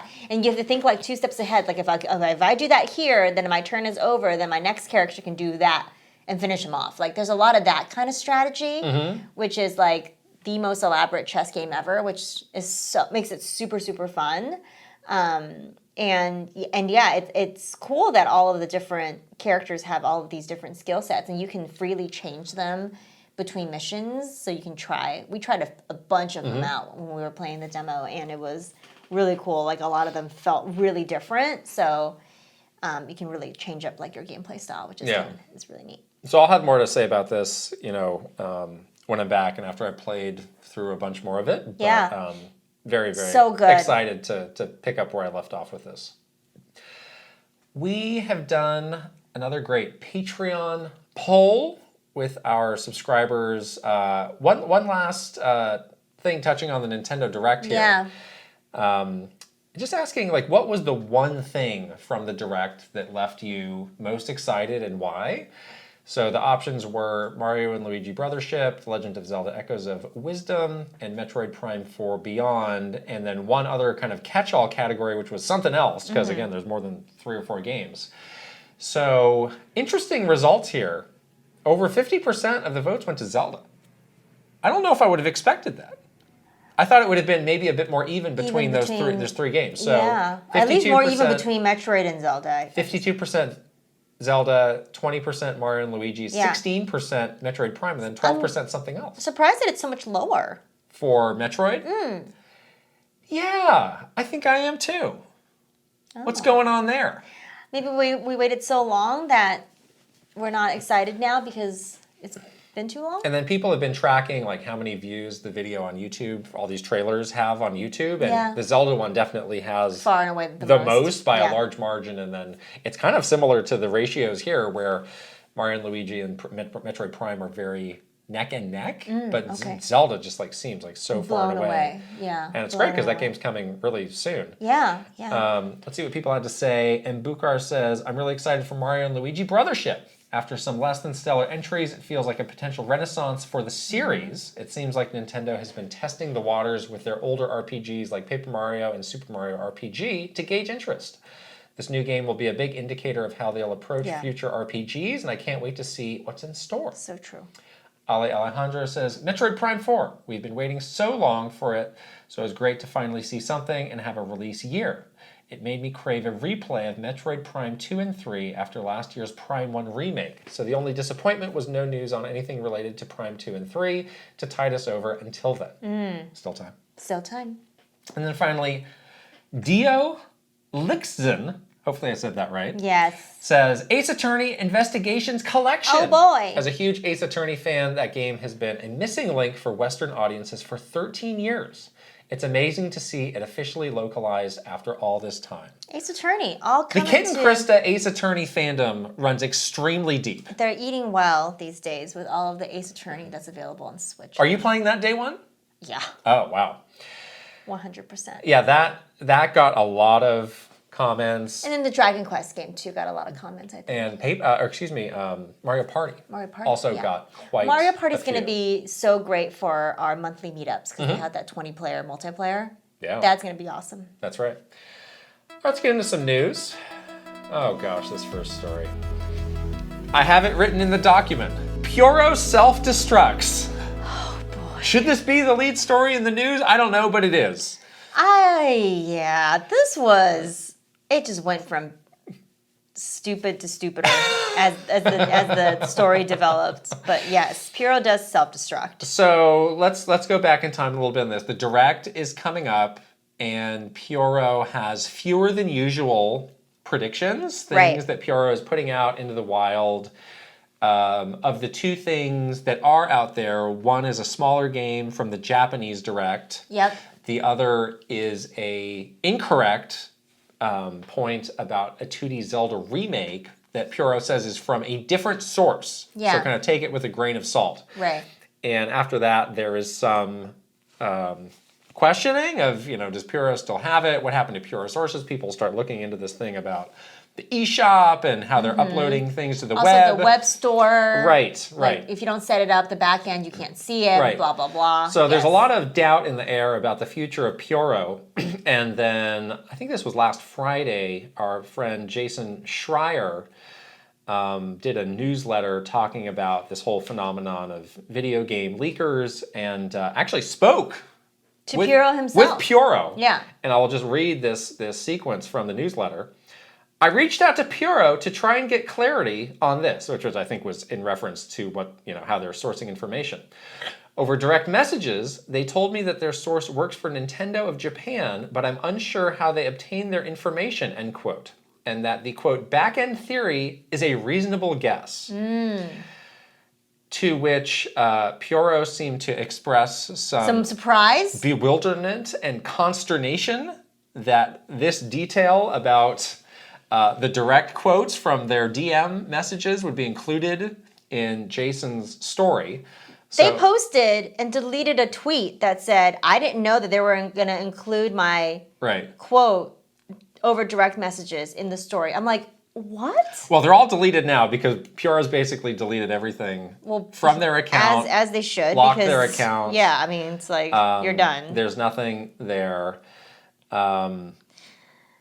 Just the sheer, I guess, like, naivety? Naivete? Naivete. Yes. Of speaking to a member of the media and thinking that they wouldn't quote you is really beyond me. There is one point that at Nintendo was made abundantly clear to us as spokespeople. Nothing's off the record. Again and again and again, which is actually extremely good advice, which is, as you said, nothing is ever off the record. Everything you say in your entire life, guess what, guys? On the record. Especially when you're recording it into a podcast. Exactly. But also just in life, the things that you tell people, there is no contract that says that they cannot tell that to somebody else. So whatever you're saying out loud, you better make sure that you... I'm not going to tell you anything ever again. Really? Yeah. You told me everything already. You said that in a very threatening fashion, and I don't like it. You've told me everything. But that's what it is. Sometimes when you're speaking with media, they'll be like, well, can we do this off the record? Which just means you can tell me, but I'm not going to put it in my story. Or sometimes they'll say on background. It's like, as context for the story that I'm going to write, but I'm not going to include that. Yeah. All of those are kind of different, varieties of the same thing. Right. And it is, the point though, is like, if you really have something you need to keep private, don't say it. Don't tell them. What is your benefit of telling them? Right. Like, there is no benefit. Unless you just needed to get it out to somebody. It's like, yes, Father Jason Schreier, I'm in the confessional of the DMs. I'm going to tell you my deepest, darkest secrets. Father Jason Schreier. Jason Schreier puts out a rosary or something for you. So you're absolved, my son. my strange bird child. What happened here?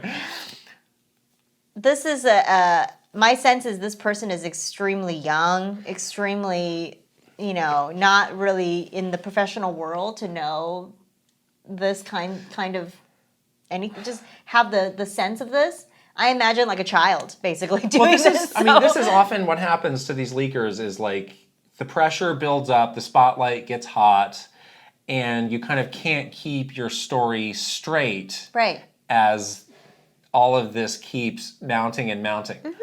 All of it, which again, you could walk away from this and never look at it again. Yeah.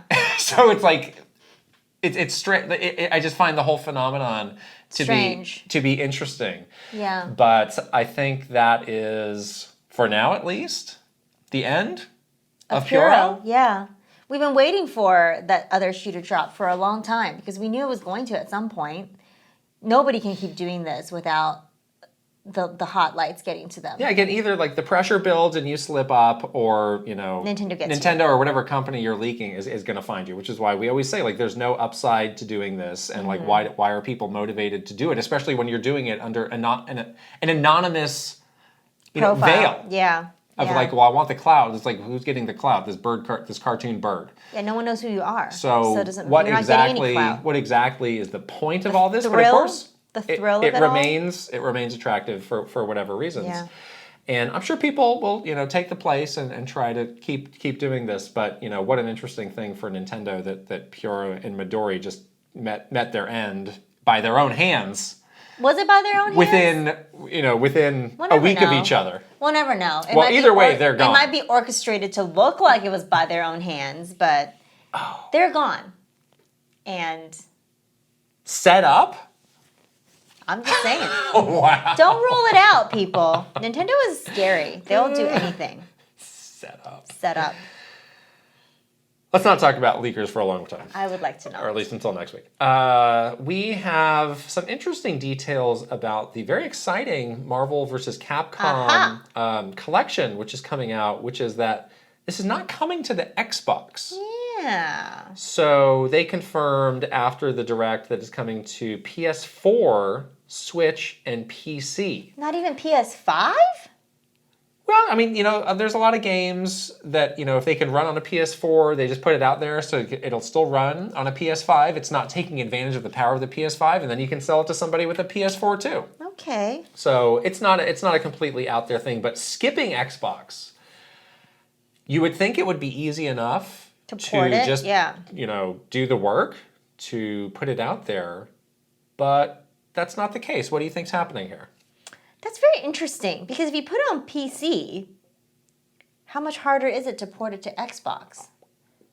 I don't know. Yeah, that seems very strange. And you would probably want to get it out to the biggest audience possible. So it's a little bit unlike them, because usually their games are multi-platform. Like, they never have had this sort of issue before.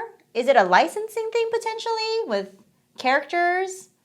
I don't see why that would apply to a single platform. Single platform, right. And it's not like, there are not future Capcom games. That are... There are definitely confirmed Capcom games in the future coming to Xbox. Exactly. So it's not like they've completely pulled support. Out. I've seen some people saying like, well, maybe some of Capcom's older engines don't work. Or it's kind of tricky to get them up and running on the Xbox. But I think those were in reference to like kind of engines they're using more currently versus like this is an old engine. These are old arcade games. Right. So what engine could it be? I don't know.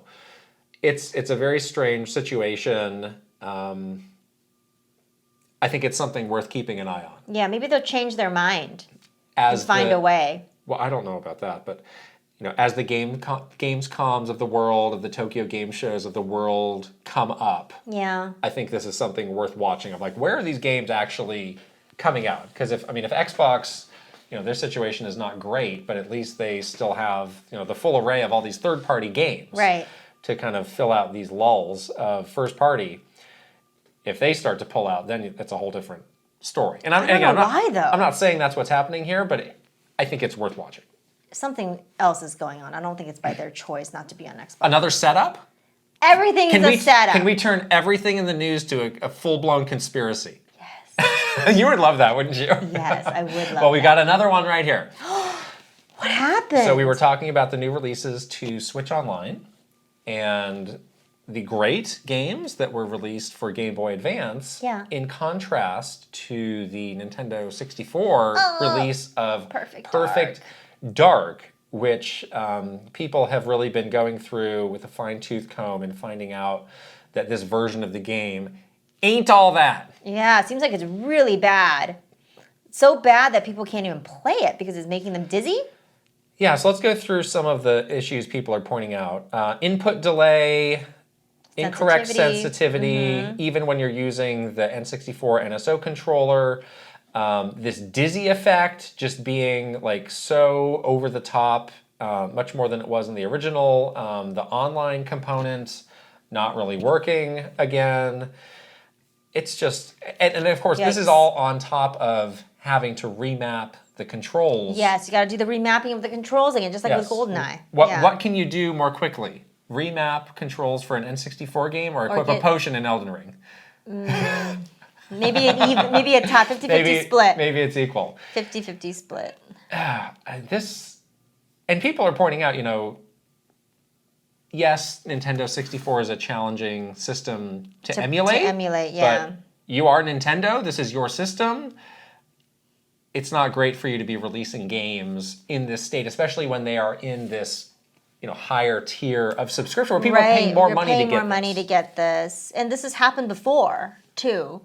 And they've seen the results of it where people just completely... Yeah, we remember when Ocarina of Time first was released and people were just tearing that to pieces. Yeah, exactly. So it's not the first time either, So it's very much like a pattern of releasing these games kind of in this half state where it's frankly not playable. So that's kind of a bummer. As more time goes on, I mentally kind of put the Nintendo 64 in this bubble. It really just is so different from all the other platforms. Yeah. That controller was weird. Is a one-of-a-kind, really weird thing. Yeah. That, again, when you try to, apply these games, unless they're doing the work of remapping everything, it is a completely foreign experience. It is. And even then, sometimes playing it on a traditional, it just does not feel right. Right. So there's that, and then there's just all of, kind of the under-the-hood technical details of it, which just, prove again and again to be challenging for people to get to work right in these sorts of situations. So it's kind of sad for me because I really love the Nintendo 64 and spent a ton of time with my Nintendo 64. You didn't have one at all, so you don't care. So I don't really know. But it's this is kind of becoming the black sheep of Nintendo hardware because it struggles. It's a struggle for it to be a part of the future, it's like true. some of these other platforms. Yeah, it's so much easier when it's like a more traditional controller, button mapping, and even like the gameplay fidelity is more traditional, so that they can easily port it. But it's very tough for N64 games. Yeah. Yikes. Those are the week's conspiracy. I mean, the news. Who is getting set up? This was a setup too. I'm going to call Jason Schreier right after this to find out all the conspiracies. Would you be interested in having Jason Schreier on as a guest? I'm asking the good people. I was like, I'm very interested. On this podcast. I think that we should because definitely we may have be interested Jason. And we may be in the process of trying to arrange that. Make that happen. He's amazing. Yes. I would love to have him on. All right. This podcast keeps a moving with our questions from our community. Every one of those are sourced from our very great Patreon community. We talked about all the perks of becoming a Patreon subscriber before, so look us up at patreon.com/KitandKrysta. First question. This is on everybody's mind from Tusky. Yes. While Nintendo's recent trend of keeping the studios developing their published games close to the chest is likely out of keeping a smokescreen for behind-the-scenes aspects, for example, everything needs to be seen as just a Nintendo game across the board, there are other potential side effects. Do you believe Nintendo may be paying attention to the replies and discussion online around these topics? Or is it simply too niche and core into their fan base to matter? For instance, the replies to this tweet suggesting Ilka may be behind Mario and Luigi paints a very grim picture of audience reactions, with many lowering their expectations or backpedaling on plans to pre-order. Are these discussions something that Nintendo would pay attention to, report on, and use as reasons to continue this new, quote, hide the devs act? Thank you for your insight. Yeah, this has been a really hot discussion since the Direct, and now this has become a bit of a trend. Yes. When it started with Princess Peach, and there were a couple other examples, it was like, okay, this is a one-off thing. These are not like the highest of high-profile games. I don't know what to make of this. And of course, we did eventually find out who made these games because it's in the credits. Right. But now I'm starting to wonder if this is now the status quo. I think it is. Unless it's, Mr. Aonuma getting out EAD there. Group 1 or whatever, yeah. I feel like this is now the way they are approaching this. I think so too. I think in their minds, and it's actually been proven because of the community's reaction to it, is that by talking about the developer, it distracts you from the gameplay, which is what they want you to be focused on. They want you to look at the game and just think it's a Nintendo game. Look at this fun gameplay. I want to buy it. And I think they are worried that, sort of splitting hairs on who's developing what and what else that studio has been responsible for will cause you to be distracted by it. I'm going to ask a question that is probably the Nintendo point of view. Yeah. A bit of a devil's advocate thing here. Why do you need to know? Yeah. Why do you need to know right now? It'll eventually come out, so why do you need to know right now? That is exactly what We'll still show you the game. Yeah. We'll still release trailers. You can still see it. We'll still let the media play it and tell you what they think of it. Yeah. It'll be reviewed. Why do you need to know? That's exactly their point of view. I think people want to know because they want to know the history of that development studio. But why do you need to know right now? You'll know eventually. Yeah. That's what they're saying. It feels like a continuation of many of the decisions that were made for us when we were at Nintendo that were not fun decisions, made our job harder, but again, to that Nintendo mindset of like, we don't really care what the reaction is. We're going to do what's best for us. Yeah, that's the mentality. And some of these included, pulling back on things like developer interviews or developers being more visible. Right.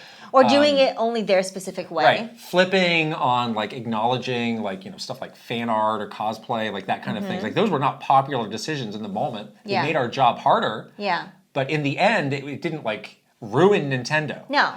And in fact, I think that they feel that they have more control. Right. They have manufactured control for themselves, which in their book is a win. Perfect. So for them, it's like, I made a good decision. Right. And, to the question that I was just asking, the philosophy is like, the game will speak for itself. Exactly. All of these things go back to that point. Right. We don't need the developer doing all these interviews about it. We don't need people looking into the background of the developer. Right. Because we will show you the game and you can come to your own conclusion about it. Yeah. And every other little detail that you might be interested is nitpicking too far. So we're just not going to tell you until the last possible second. Exactly. They think any other detail besides showing you a trailer with gameplay is a distraction.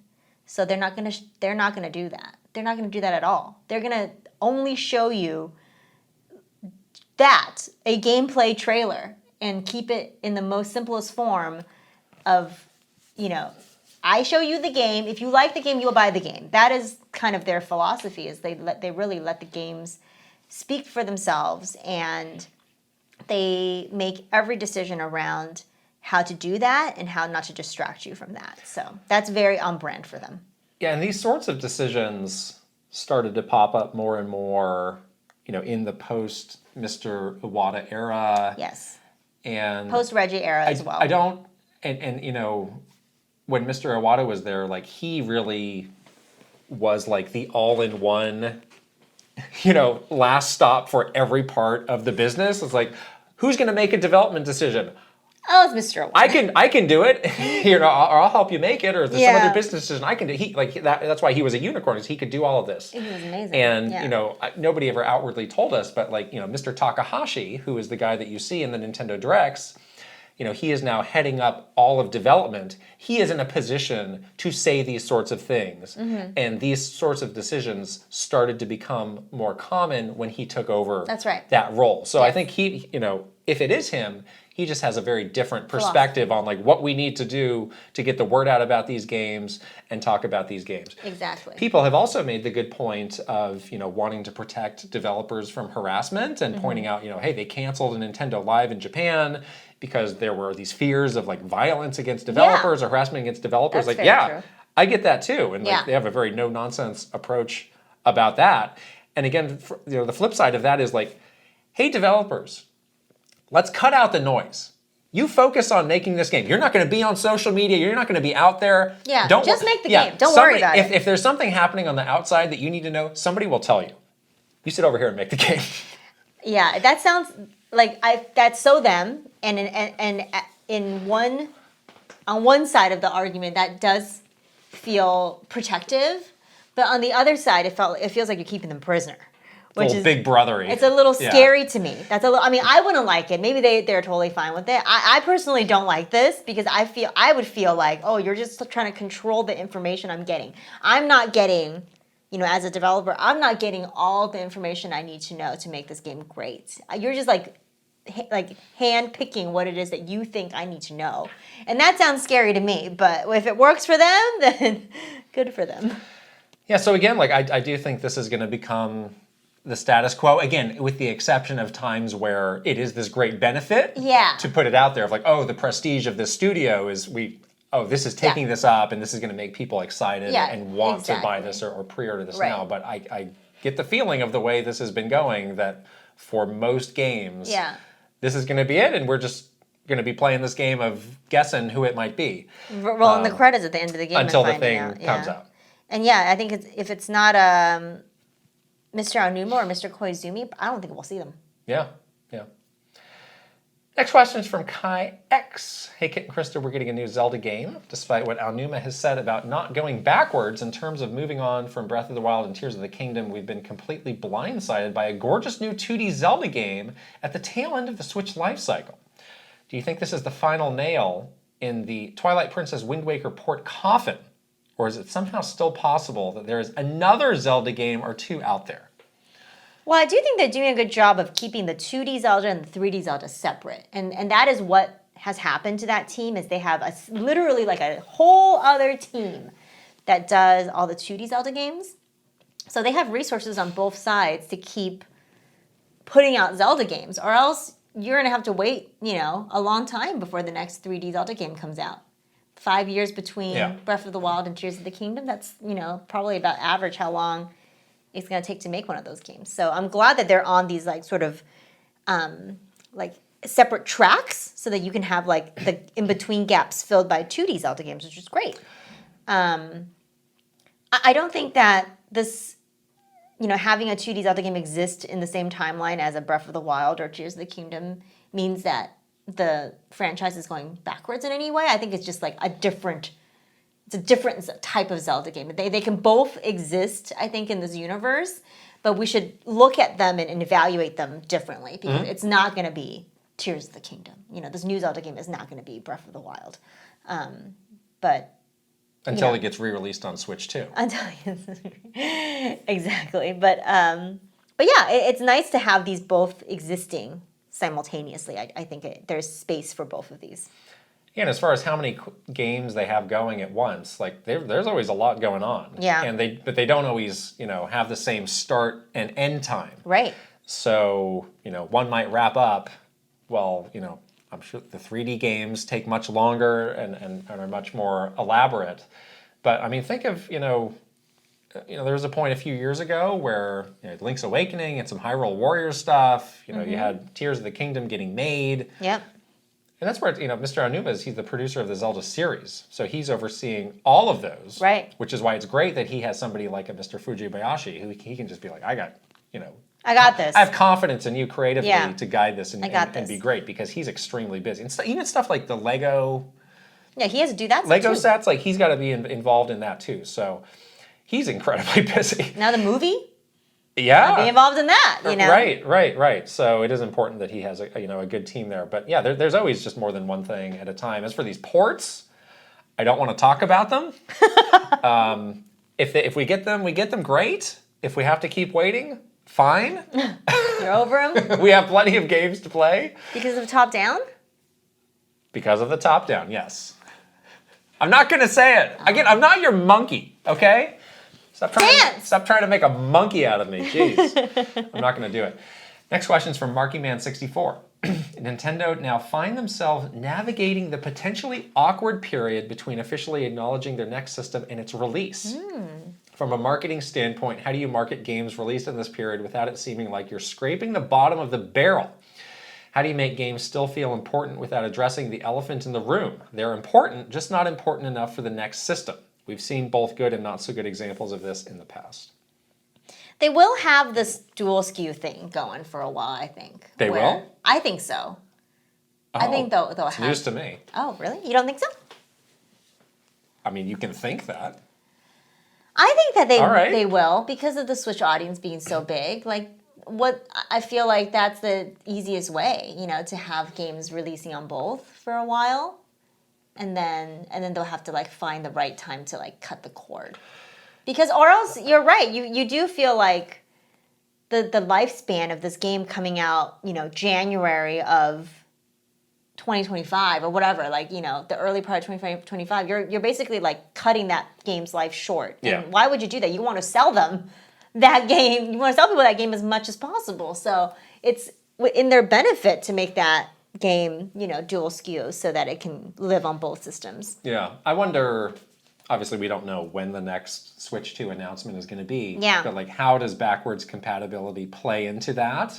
It seems like a message they would want to get out as soon as possible. Exactly. For this very purpose of, yes, these games have a life. Unless you're, if you're not going to be playing them day one, you can still play them whenever you want on your Switch 2. And right. maybe there will be some bells and whistles, and all indications seem to be, from what we've seen and heard, that there probably will be backwards compatibility. So I think that helps psychologically for the consumer if you know about a Switch 2 of okay, I can still play this on my new system. There's a future for these games that doesn't involve me repurchasing it again, juggling these systems and docks and whatever else. Exactly. There may be, so that helps. I mean, I think it also helps that these games just look really good and don't feel like old.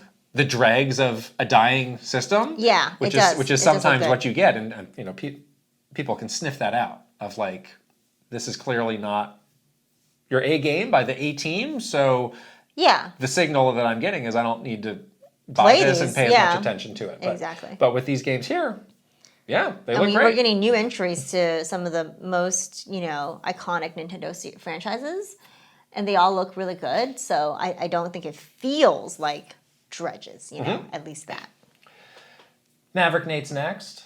During the last Direct, you discussed why different regions would shuffle games around in their Directs to cater to the specific audiences. I come to you with a similar question for this Direct too. The Japanese Direct had several sizzle reels of games that are coming out within the next 2 months, which included things like Shim and World of Goo 2, while the English Direct notably skipped these sizzle reels and only had big announcements and headlines this time around.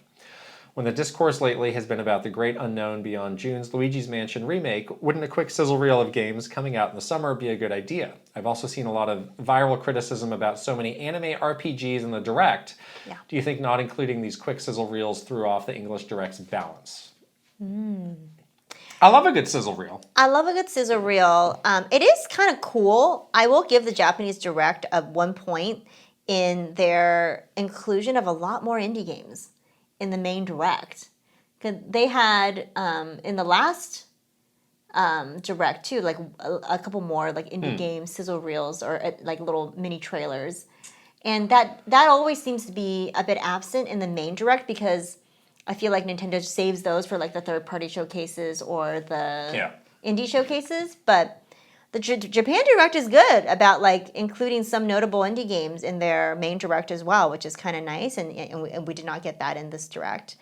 It was really jammed. I feel like the Direct overall was just really jammed. I never felt like it was, the pacing was bad for the U.S. Direct. It was heavy on RPGs. But other than that, I think the pacing was fine. I'm not sure. I mean, I feel like it was just a matter of time. They didn't have the time to put additional content in, and you needed to stay around that same runtime. So that's probably how the decision was made. Well, what you need to understand is they needed to make time for this Funko Pop game. Okay? Okay. So that took priority. Hot partnerships with Funko Pop? There are announcements that every region's going to do that are going to get in there, and then the regions have some flexibility with the other time and space. And what's most important is that it all adds up to the same time. And that those big announcements happen at the same time globally, because you don't want somebody to get distracted because they see a tweet like, oh my god, this Metroid Prime 4 is in the Japanese Direct, I'll go over there, and then people tune out. So I think it's just a matter of regions prioritizing different things. Right. Where, NCL in Japan wanted this sizzle reel, and NOA said, well, we're going to go down a different path and talk about these other games because we think they're important for our market, and that's fine. But it is a fun thing to do after the dust settles to go back and see what exactly was different here. And it is interesting because sometimes it's no longer just games for Japan. A lot of these games are coming out here too. Exactly. So that's the thing. Yeah. Prince Charles is next. Hello, Kit and Krysta. Do you think we will see a new Animal Crossing game in 2026, or a remake of New Leaf, or a new DLC for New Horizons? Also, what new species would you like to see in the new Animal Crossing? giraffe, snake, shark, bat, turtle. New personalities? Does this make 2026 the best year in gaming history for you? Well, no, because that game is definitely not coming If it out in happens? 2026. Oh. I don't think we're close to an Animal Crossing game of any kind at all for a long time. Yeah. I mean, that will have been 6 years. Not long enough. And when did New Leaf come out? Was that 2013? I don't know. So that's 7 years. How many years is enough? I think at this point maybe 8 to 10. 2028 to 10? What? Sorry. That's just what I 2030? think. It's going to be 2030? Maybe. Oh my god, 2030. Now, you might need to think twice about that. Well, they might have something else, like a smaller game, but in between. Amiibo Festival 2? Maybe. For Switch 2? I don't like where this is going. I just don't. They need time. They need time. I mean, this seems like a midlife Switch 2 kind of thing. Maybe, yeah, probably. Mid to late life of They Switch should 2. remake New Leaf, though. I've been saying that for a while. We've heard this before. They should remake Yes. New Leaf. That'd be great on Switch 2. What species do you want? I don't want to hear the same spiel again. I'm going to distract you. Sharks, that's the answer. No. Bats, you love bats. I don't like bats. Maybe a giraffe? Okay. That's Does cute. that throw off? Like you have this we really have tall... Gracie Grace. Isn't she a giraffe? I'm not sure. I'm thinking she... Okay. I think she... Wait, there's a giraffe somewhere, but I don't know where anymore. Okay. Yeah. Turtle's cute, too. We have Tortimer. Tortimer's cute. Yeah. Not too many turtles. Not too though. many turtles. That could be very cute. That could be very cute. Yeah. There you go. Last question is from Switching It Up _ Hey Ken, Krysta, how are things? I was thinking lately Nintendo have been doing games with other characters from major franchises taking on the main role. Luigi is a ghost hunter, Princess Peach went to the theater, and now Zelda will wield not the Master Sword, but the Tri-Rod. Wow. Which got me thinking, what characters could be next? Will Rosalina be an alien bounty hunter? Will Ganon gather his army in a creature-collecting game? What characters from other franchises, Nintendo or other company, could have a spin-off, and what would the game be like? Just a fun question. Looking forward to your creative ideas. A Ganon like prequel origin That's what story. I want. I want a could Ganon be origin story. Really great. I really want to That know would be what's super going good. on. That would be so good, right? A Ganon origin story would be Yeah, amazing. a lot of cutscenes with his shirt off. Yes. Just flexing. Young Ganon. A young, hot Ganon. So, yes. Before he went completely evil. You Yeah, know? yeah. To see what happened. Mm-hmm. That would be very interesting. I'd be very interested in that. What other characters? I mean, we've gotten a lot. Like the list goes like Toad got a game. Toad got a You think like game. outside of other be cool Nintendo to see, franchises, like Raiden from Metal Gear Solid. He got his own game. That was a fun game. I would like to see like Donkey Kong in a non-Donkey Kong situation. Like Like what? no jungle. Driving a Mario Kart. No, we already have that. Well, what are you talking about? I don't know. I'm trying to think about what Donkey Kong can do that is different. This is not answering the question at all. Different than what he like. What other role can he be in that's not, you know, I'm a monkey in a jungle kind of situation. But I don't know what that is. Flying an airplane? Maybe put Donkey Kong in like a Star Fox game. Crossover with the Microsoft Flight Simulator. Oh. Just a big furry airplane just flying through the sky. Standard. A banana plane? A banana plane. A banana plane. There A we banana go. cargo plane. But Donkey Kong could fit in with the cast of Star Fox quite well, I feel like. Oh, wow. Oh, wow. I've not really thought about this. That could be kind of cute, don't you think? He's going to have to talk. And Like we're that. all those other characters can talk, and we're barely even able to have the conversation about Link talking. We're not ready to have the talk Yeah. about Donkey Kong talking. It could be kind of cute, though. I'm going to keep banging the drum that we need a Locky 2 game. I don't care what people say. He's got built-in mechanics. He can fly. flying He's got around. the cloud. He's got the little fishing fishing rod. rod. He can pick things up. Like that's such a fun mechanic of like, ooh, here we go. Whoop, now I've got you. That's so fun. That's you can like make carnival games. You can make a really fun game about Locky 2. Just do it. Just That's do fun. it. Yeah, I like Also that. put Locky 2 in Smash. Thank you. Please and thank you. Locky 2 amiibo. I'd like that too. Thank you very much. Just do all the Locky 2 things. Gosh. Please. What's taking so long? I do like the Ganondorf origin story, like a lot. That would actually be great. Can they make that, please? Fujibashi-san, I have a very special request for you. Please. Thank you, everybody who sent in a question. Yes. All right, shall we shout out some of our wonderful superstars? Let's do it. Let's start with our final boss, Aaron Hesh. Once the boss, always the boss of my heart. There he is. Okay, and the superstars. Ben Eichhorn, Mara Mayhem. Eigenverse, Kiss My Flapjack. Mike Chin, Roy Eschke. Switching It Up _ VGM Life. Link, the hero of Wins, Angela Bycroft and her pig Molly. Thomas O'Rourke, Kala Buff. Roberto Nieves, Frederick Ulf Conradson. Andrew Uhas, Chili. Bruce Dash, Simon. Abo Rimbo, And Master Discord. Oh, and there's a new one! There's more! Ash. The newest edition. Welcome, Ash, Ash. to the Superstar. Yay! Yes. All right, here come the One Up Club. Aaron Burgundy, Ale Alejandro. Archimedes, Astrodev. Awesome 46, Bad Moon Horizon. Ben GB, Big N Gamer with a Y. Bookem Dano, Bookishly Fab. Brandon Cavipill, Brent Dennison. Brooke Obscura, Brovac Novak. Call the Space Cowboy, Cameron. Shadir, Chelly Squirrel. Chris Cube, Christopher Lay. Captain Alex, Crimcat. Christabel, Dachshund. Doinko, Elite Peach. Sparts 50, Everything is Awful. Fart Pre 69, Fairbound. Fernie and Just Forever, Fox Deploy. Garf the Wolf, Gartooth. Guilty Phoenix 42, Heroic. Iris Marin, Ivancito. Jay Rando, Jack Hoving.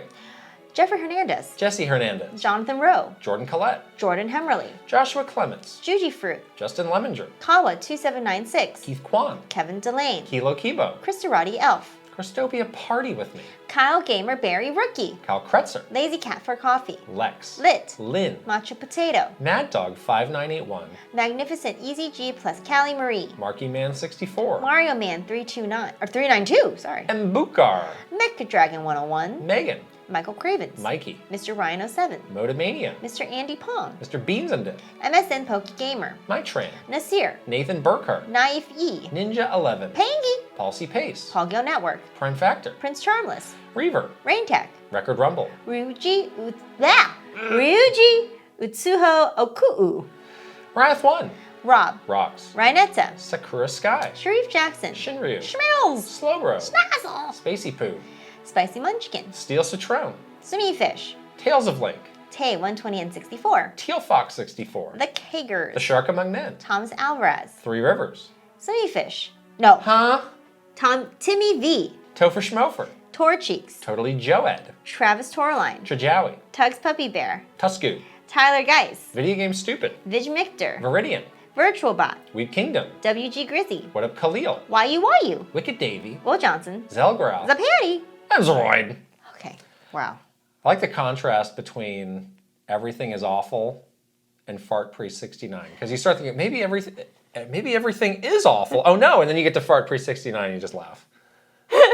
Wait a minute. Is everything awful? No, Wow, far pre 69. Okay then, that is it. We are going to be gone fishing for a couple weeks. But new episodes are coming. New episodes are coming, and they're great and juicy, so listen to them. Okay, don't forget to join us on patreon.com/KitandKrysta to support everything that we're doing right here. And if you're watching on video, you can go ahead and subscribe to this YouTube channel. Leave us a comment. And what's the other thing to do? I forgot. What? What's the other thing? If you're listening on audio. Subscribe. Oh, thumbs up. Yes. Are you I missed serious right one. now? I missed one. Oh my god. Can you do it? You do the audio. Can you do it? So if you're also listening on audio, So, give us a thumbs up or give us a 5-star review. What That else? What else? helps. We're gonna do Subscribe. and subscribe. Oh, we totally botched that. Subscribe, 5-star rating, and a written review. A written if review. you please. Thank you very much. Why did you make me do it? I forgot one. Sorry. Oh my gosh. Jeez. Wow, that was really bad. Anyways, we're on social: Twitter, Instagram, TikTok, Facebook, YouTube, and Threads. Clearly, we have to leave now. We'll see you guys later. Bye-bye. Bye.